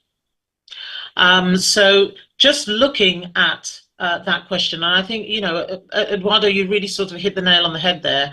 We have become literally policy and project consumers within higher education to a large extent, because the freedoms that come with the project money and the grant money and the resources that come are often particularly limited.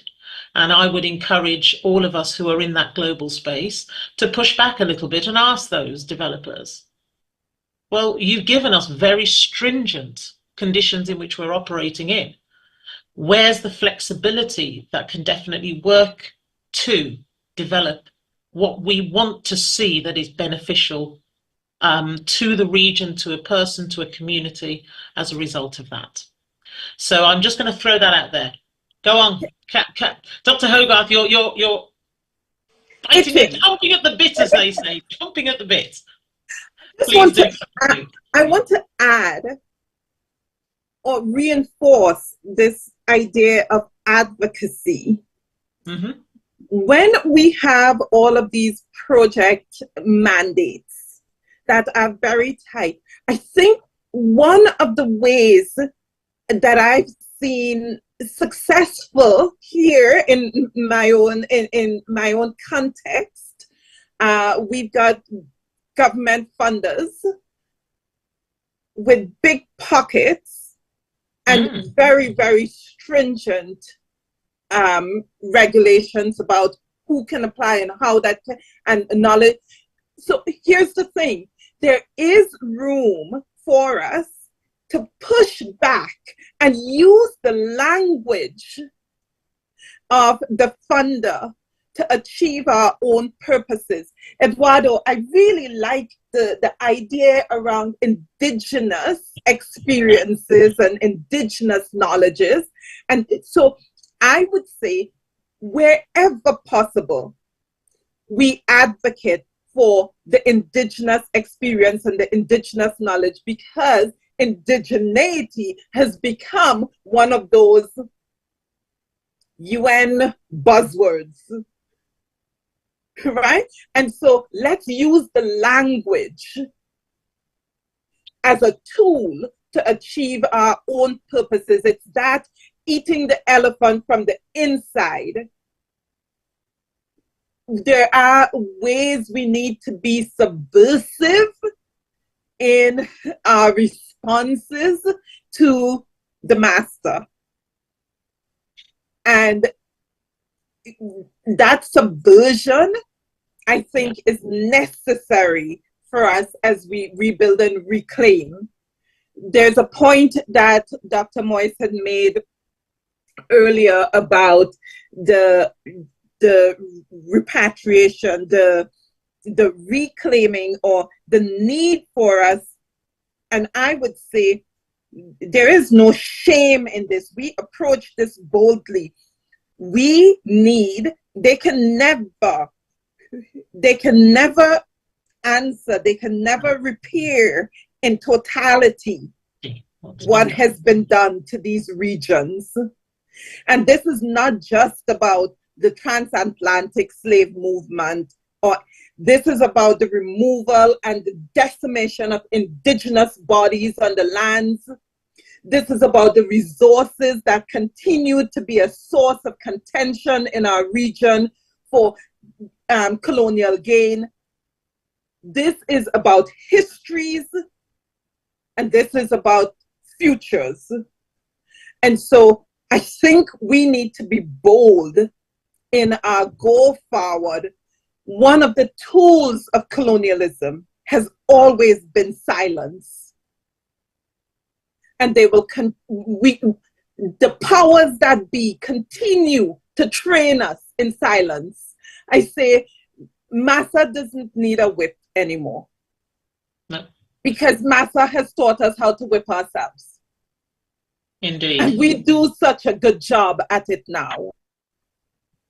And so we need, one of the things that is so necessary in our go forward is an unlearning and a relearning of what it is to exist successfully. It is not according to the master's design, and that is okay. It's okay to stand up and push back. Thank you. And we've got a number of questions coming in here, and I'm going to just skip to the next one and ask each of our panelists to contribute. And I know Lindert Pengal, if I'm pronouncing that correctly, asks, if we are talking of using different tools to move away from the master's tool, would that not mean that we need to think about higher education accreditation entities to evaluate our education based on our projects and our goals, but still benchmarking on a world level? So who would like to take that? As our panelists. I would say yes, I'm agreeing, but in short, but does anybody else wish to expand? Dr. Hogarth, you would definitely, oh sorry, Dr. Ruiz, please. Totalmente de acuerdo. I completely agree. And we have some regional accreditations as well. However, we do not incorporate elements to new concepts, to these new concepts, or our contributions or our input to these criteria for these accrediting entities. We're just copying. We're not contributing with our input, but we're just copying what we receive.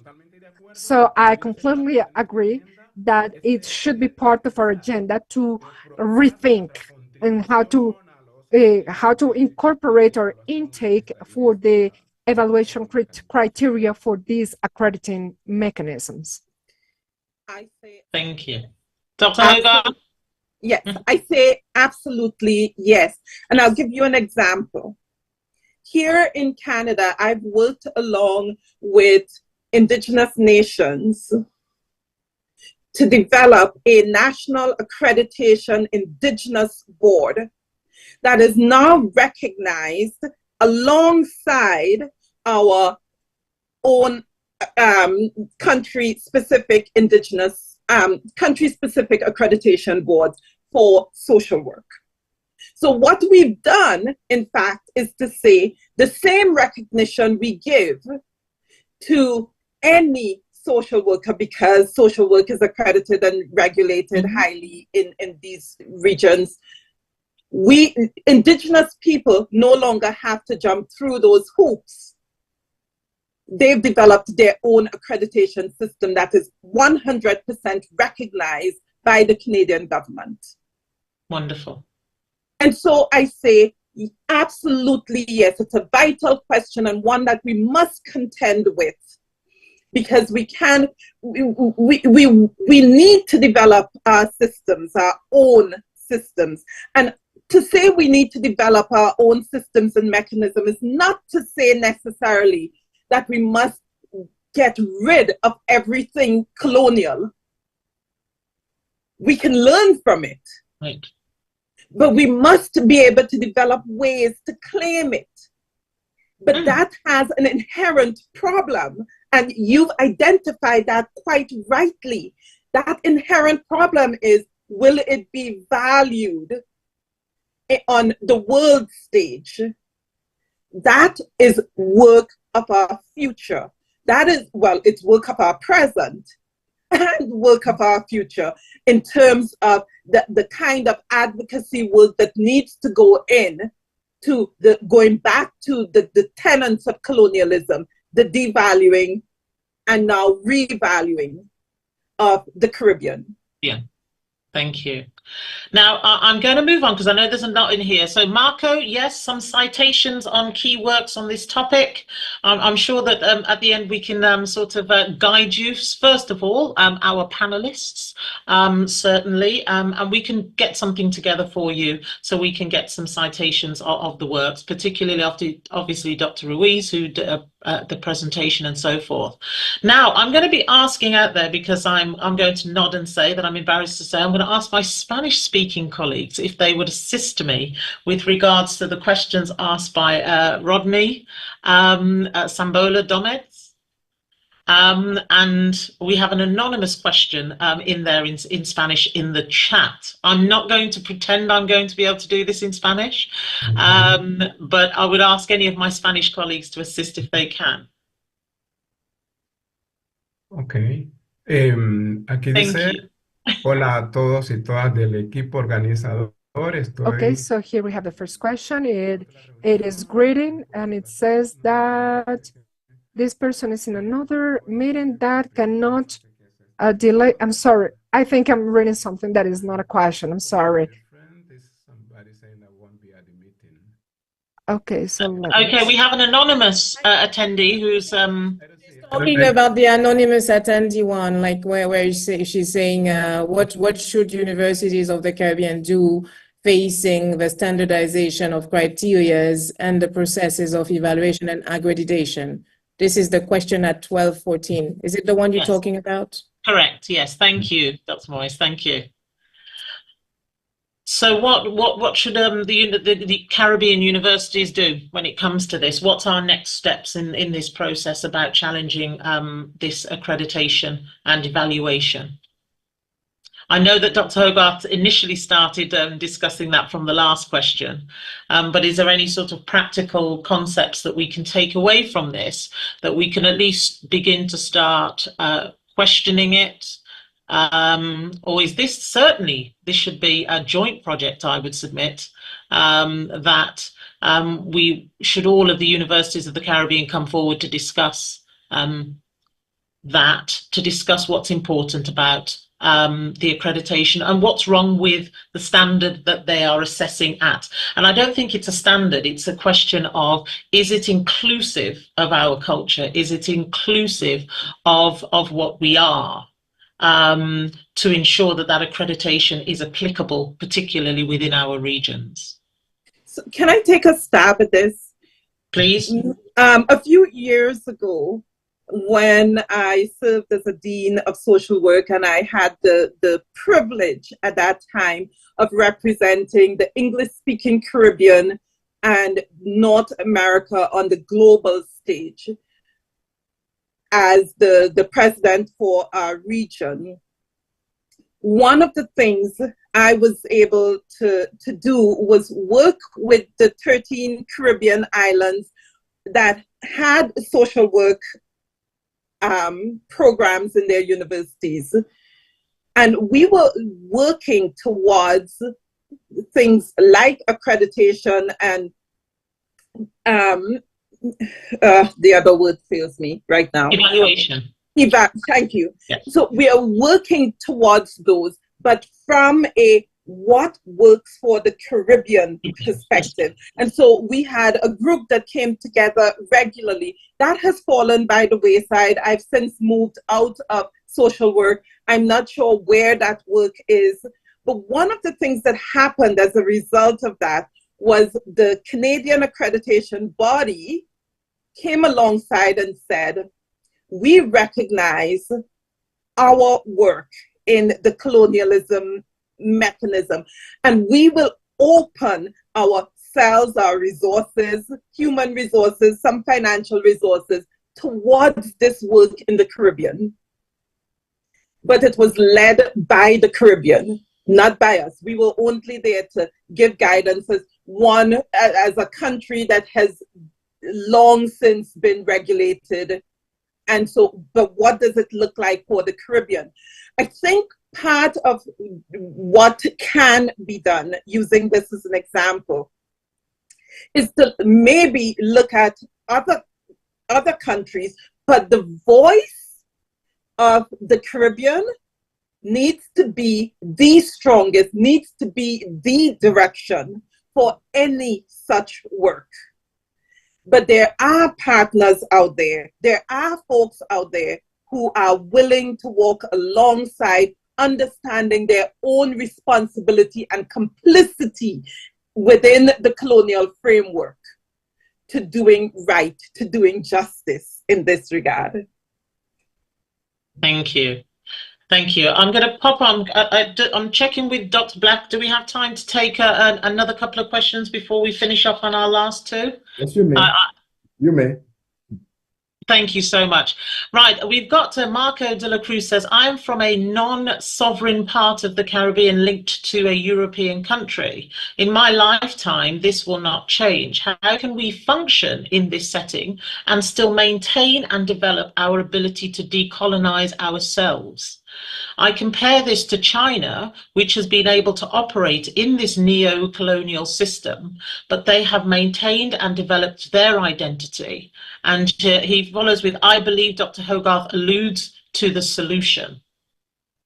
So it's over to you or anyone else who can take that. So how do we function effectively and still maintain our ability to decolonize ourselves? That's an excellent question. And Dr. Moyes, you've come on.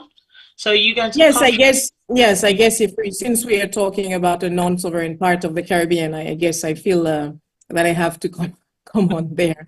I would not be so, I would not say that in my life this will not change. Maybe, I'm still very hopeful. But anyway, regarding China, I think it's very controversial because a number of researchers are now, it can be also seen as a new form of colonization. So this is very controversial regarding the presence of China in the Caribbean and on the African continent. So I'm not going to develop this part. But in terms of what is important for me is our ability to decolonize ourselves. I think this is very fundamental in the context of this webinar.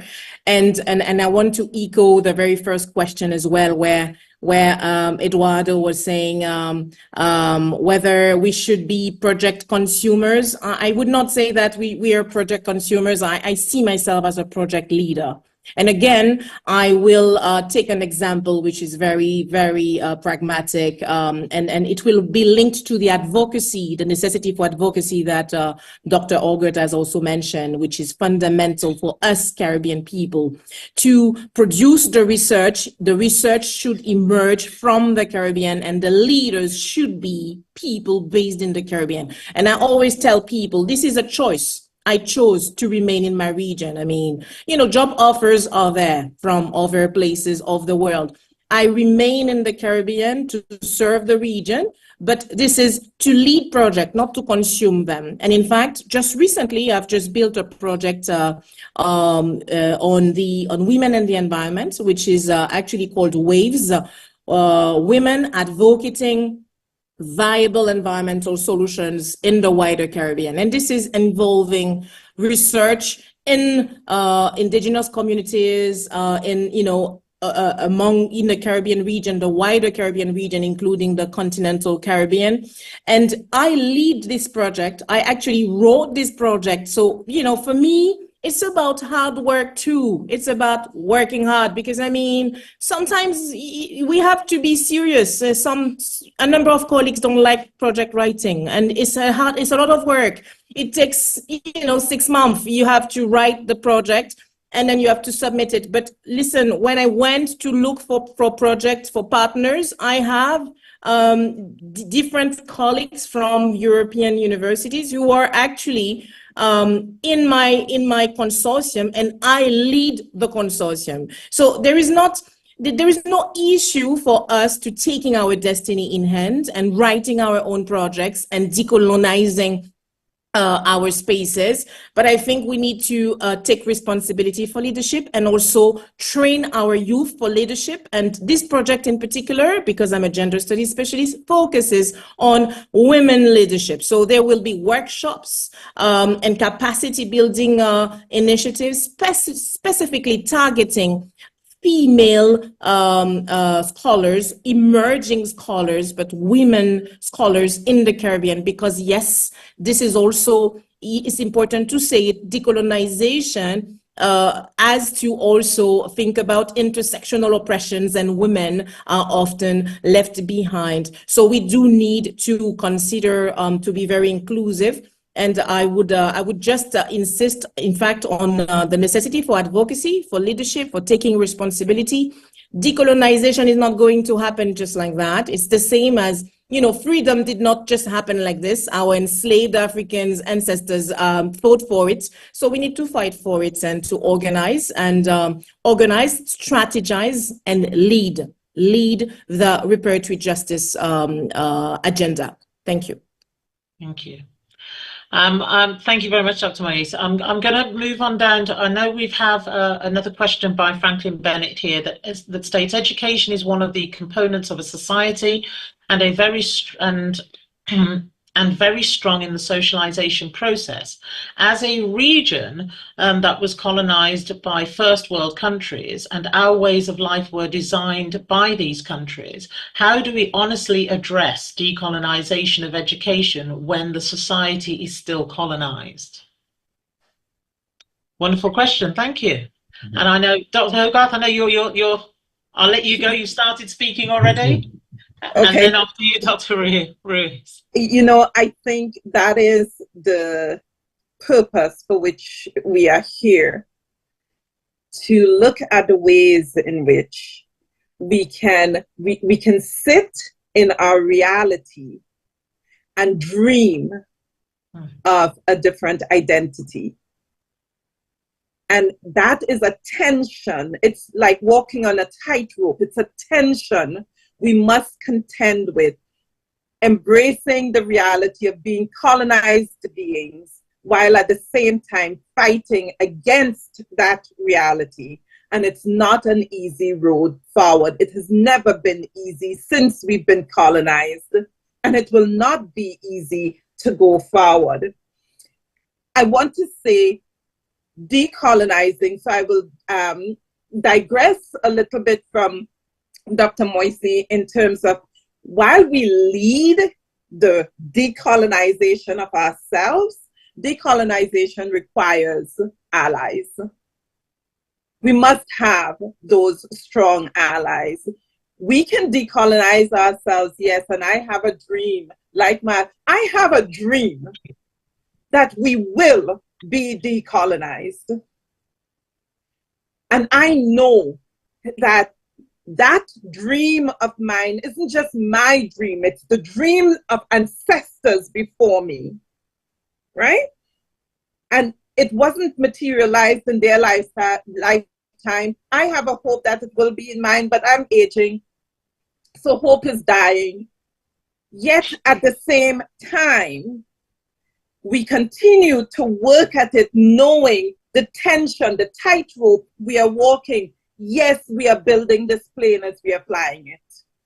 Yes, we are both decolonized and working towards decolonization all at the same time. And what does that mean? What does that look like? It looks like today. It looks like this moment. It looks like continuing these kinds of difficult dialogues. It looks like advocacy, ongoing advocacy. It looks like allyship building with our colonized masters. It really looks like you, and it looks like me. It looks like today. Thank you so much. I'm just conscious of time, colleagues. So I'd like to thank you all for obviously enthusiastically answering as many questions as we can. I know there are questions in the chat, and we'll try and answer those in a written form as much as possible. I did want to just bring in our latter sections. The next question I just wanted each of our panelists to come in and comment on is how and what diverse ways of knowing and being expressed through research and teaching within higher education. How can we look at expressing our decoloniality or attempting to decolonize? How can that be expressed through our research, teaching within higher education? So I'll open the floor to our panelists. I see Dr. Ruiz is La diversidad de conocimiento en nuestros sistemas educativos, en nuestras investigaciones, están siendo silenciados porque el modelo que estamos siguiendo es... Our systems are being silenced because the model that we're following is uniformed. That's why the standard, when we talk about standardizing, the standard is take one and eliminate the rest.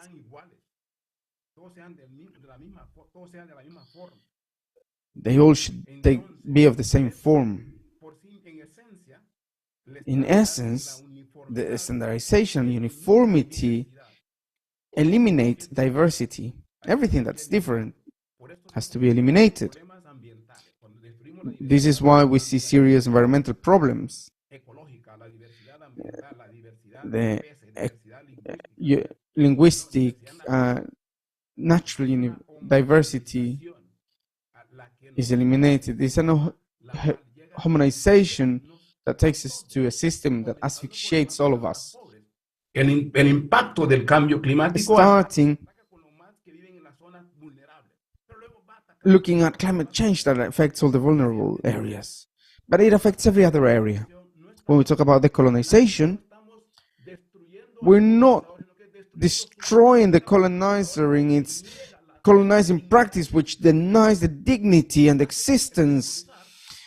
The colonization is not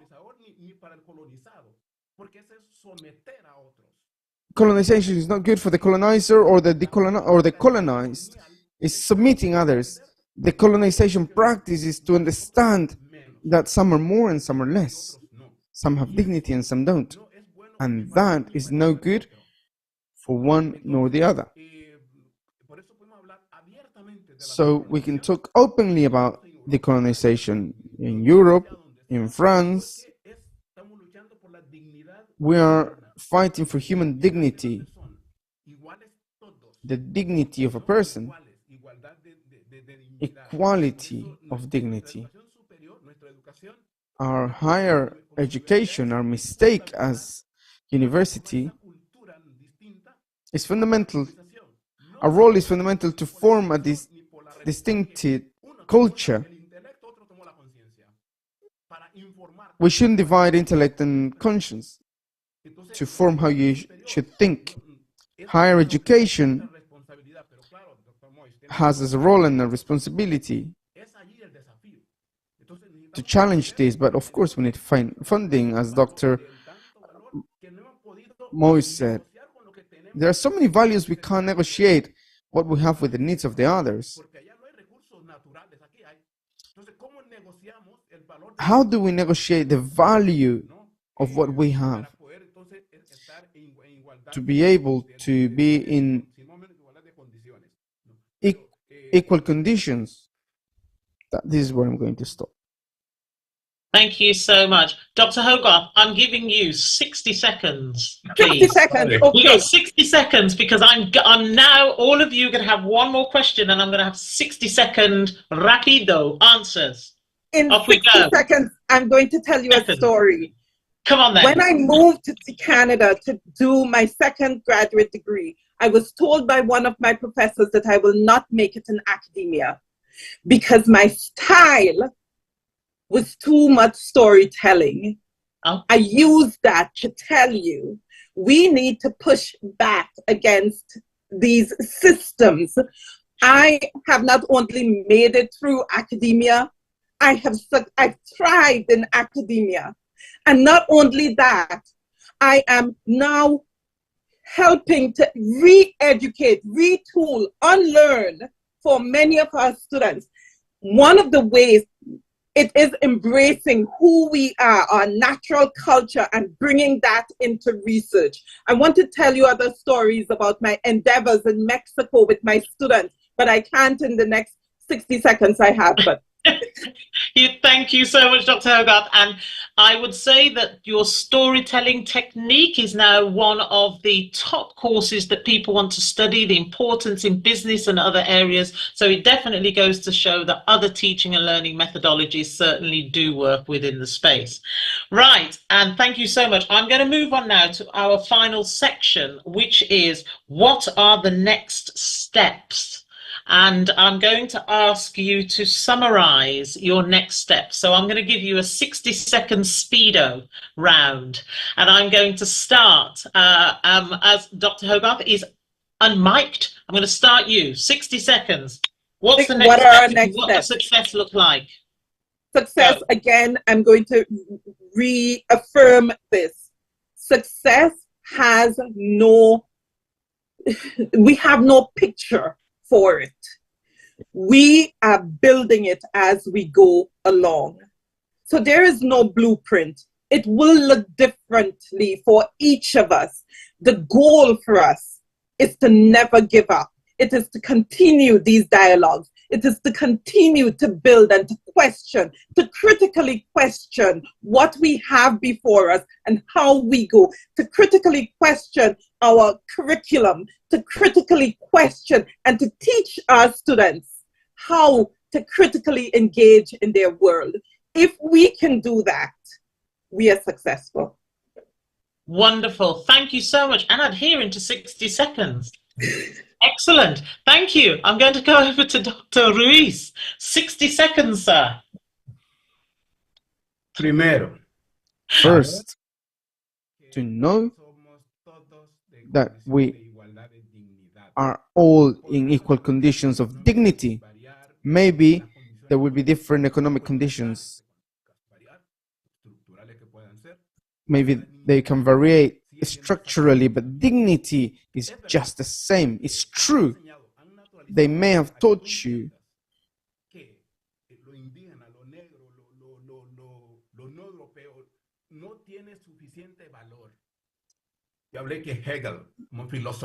Hegel talked, you've been taught, and our universities are teaching it, the educational model of European universal history is being taught, but your reason for being, your vision is to find a path in university, at home, in the neighborhood, in the region, to give a meaning, to give value to that dignity that you have in relation to any other in the world. From there, all problems will have a solution. Thank you. Thank you so much, Dr. Moise. Gracias. 60 seconds. Yes, thank you very much. 60 60 seconds. segundos. Thank you. Doctora Moise. Is it my conclusion? Because then I'll have to transition. Esta es mi conclusión. Sorry.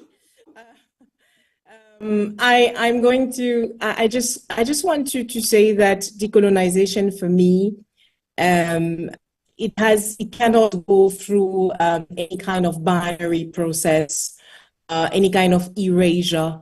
I believe that we should not construct ourselves as opposed to another culture, because the Caribbean is the most hybridized space, the most creolized space. There is no one in the Caribbean who can pretend to be of a purity of anything. So we are all a mixture of all of that. So I believe in our capacity in universities to cannibalize what is there. That is to say, in the same way as Aimé Césaire and Suzanne Césaire, who is not always quoted, but who also was at the lead of this aesthetic cannibalism, is about doing, in the same way as the ritual, which was an Amerindian ritual of eating your oppressor to take its strength. This is, cannibalism in the conceptual way. I believe that, yes, universities should cannibalize, everything that is left in terms of colonial legacy and transform it. We have the power to be transformative and to take the lead and to lead our youth to a future which would be decolonial, inclusive, and open to the world, connected. And I want to conclude by saying that in Martinique in May, I organize a conference called Caribbean Mundus. And this is a conference which will bring scholars from around the world about these notions of decolonization in the month of May, which is the month of the abolition of slavery in Martinique. Sorry, I had to do my promotional thing at the end. And yes, so really, I believe in our capacity. And yes, I'm a dreamer. I'm a Caribbean dreamer, and I'm very optimistic. I believe that we should remain optimistic and move forward together. Thank you so much, Dr. Moise. And I know that the agenda was saying that we had a longer time to discuss over that, but I thought that it would be so important to really sort of get those points through in a very succinct and hard-hitting way. And I hope that those who have joined us online really do feel that. And I know that a lot of the questions that we've had, certainly that has come through, has dealt with in a lot of detail all of those questions, because all of them are significantly important. And I just want to wrap up before I hand over and to, of course, say thank you so much, which I know Dr. Black's going to do, but I want to thank our panelists. What a wonderful panel, a very interactive audience as well. And of course, to thank UNESCO, the International Institute for Higher Education, and of course we have to thank our main host here for the Ministry of Education. But in wrap up, we need to go forward and have this conversation again. I think there's a lot to unpick from what has been said here, and to be quite honest, each of those questions really does deserve its own discussion panel. And I think that when we're looking at what has come out of today, and a lot has come out of today, and I'm going to take the positive approach in looking at this. We have a hill, a serious hill. I'm going to call it a hill as opposed to a mountain to climb when it comes to decolonization of education. And just taking from what our panelists have said, we do have to keep in mind our humanity. We have to keep in mind our value. We have to keep in mind, certainly, the advocacy needed to keep pushing those boundaries forward and questioning. This is not a situation where we don't want to be, and I've certainly been one of those people who have been told in the UK that, oh, you're always argumentative, you've always got something to say, do you really need to keep questioning what is happening? Yes. Is the answer. For those that aren't keen on that, I am one of those people that I love people to ask questions. I think it's really important, because one of the important aspects, and I hope that those watching on this webinar takes away, is that it is okay to dream. It's okay to want to be able to advocate when you don't feel something is right. And, keeping our voices kept down is not something that we really should encourage moving forward, and certainly shouldn't be encouraging our young people to do. Our young people and development in the world has always been because we've challenged it. And we have to continue challenging. Those in power may not want to be asked the difficult questions, but we have certainly we have a role to make sure that does happen. So thank you all very much. It has been truly amazing, and I hope that those participating will join us on the next one. And I shall hand over to Dr. Black. Thank you so much, sir.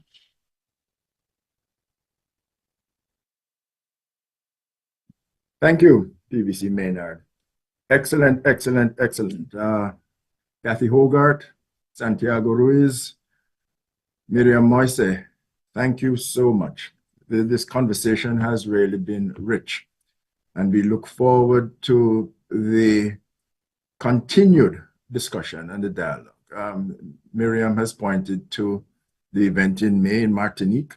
Certainly, you share that with us, and we can share through our network to extend the participation. But this has been a rich dialogue, and I think that we have certainly achieved the aims that we had in mind when we designed it. UNESCO's International Institute for Higher Education in Latin America and the Caribbean is presently celebrating its 25th anniversary, and certainly its theme, Higher Education for All, is one that has been explored and given significant voice in today's webinar. ESALC is about ensuring the sustained relevance, quality, efficiency, and equity within higher education systems so as to promote regional and international cooperation and, critically, the participation of all actors involved. When we speak in terms of concerted advocacy, this journey that we have been on recently with respect to the preparatory meetings for CRES, the Regional Higher Education Conference to be held in Brazil in March of this year, is building on preparatory meetings that have been held since March 2023. And all of us in the working groups have focused on taking stock of the achievements, the pending challenges, promoting a regional consensus on the priorities for the development of higher education in the region. And one of the things that we picked up certainly through the conversations is the need to treat with this issue of decolonizing. And so what we have gained today, what we have heard today, will feed into a paper that will be produced and submitted in the regional conference to be held in Havana in the first week in February, so that we might be able to share the perspective and voices of the Caribbean on these issues. The consultations have surrounded these critical issues, the futures, and I've pluralized futures critically because we do appreciate the diversity across the region. So the futures of higher education in the Caribbean, financing, internationalizing, how do we sustain higher education systems in small island developing states, the decolonization of higher education. Tomorrow, we have a youth dialogue. This will be at 2 in the afternoon, and we want to explore the issues across the thematic axes so that we might be able to hear and represent the youth voice appropriately. So the next step out after these sessions will be to complete a paper that we will share certainly as widely as possible for critical comment and feedback so that we might be able to have the Caribbean's voice represented adequately at the 14th International Congress for Higher Education to be held in Havana, Cuba, between 5th and 9th of February. And so we want to thank all of you. You have certainly enriched the conversation, and we look forward to moving from Cuba to Brasilia in March. And so again, thank you, PVC. Thank you, Kathy. Thank you, Santiago. And thank you, Miriam. Fantastic. To all of our colleagues and the persons who wrote their questions, we will be responding to them. As PVC Maynard indicated, we will capture the questions and we will give written responses as best we can and to be able to share. Certainly through UNESCO's social media channels, right, Julia? Persons can view this recording on J-TEC TV in terms of the YouTube, Facebook page, and so on. The information will be there for all. Thank you so much. Brilliant, brilliant discussion, brilliant conversation. And Kathy, you and I go have to knock head, man. Girl, you're bad. Thank you, Santiago. Thank you, Miriam. Thank you, Julia, News, and everybody. Thank you so much. It has been amazing. Thank you so much. Have a wonderful day. Thank you all very much. This was amazing. Thank you all. Bye-bye now. Thank you. Bye-bye. Thank you. Wow.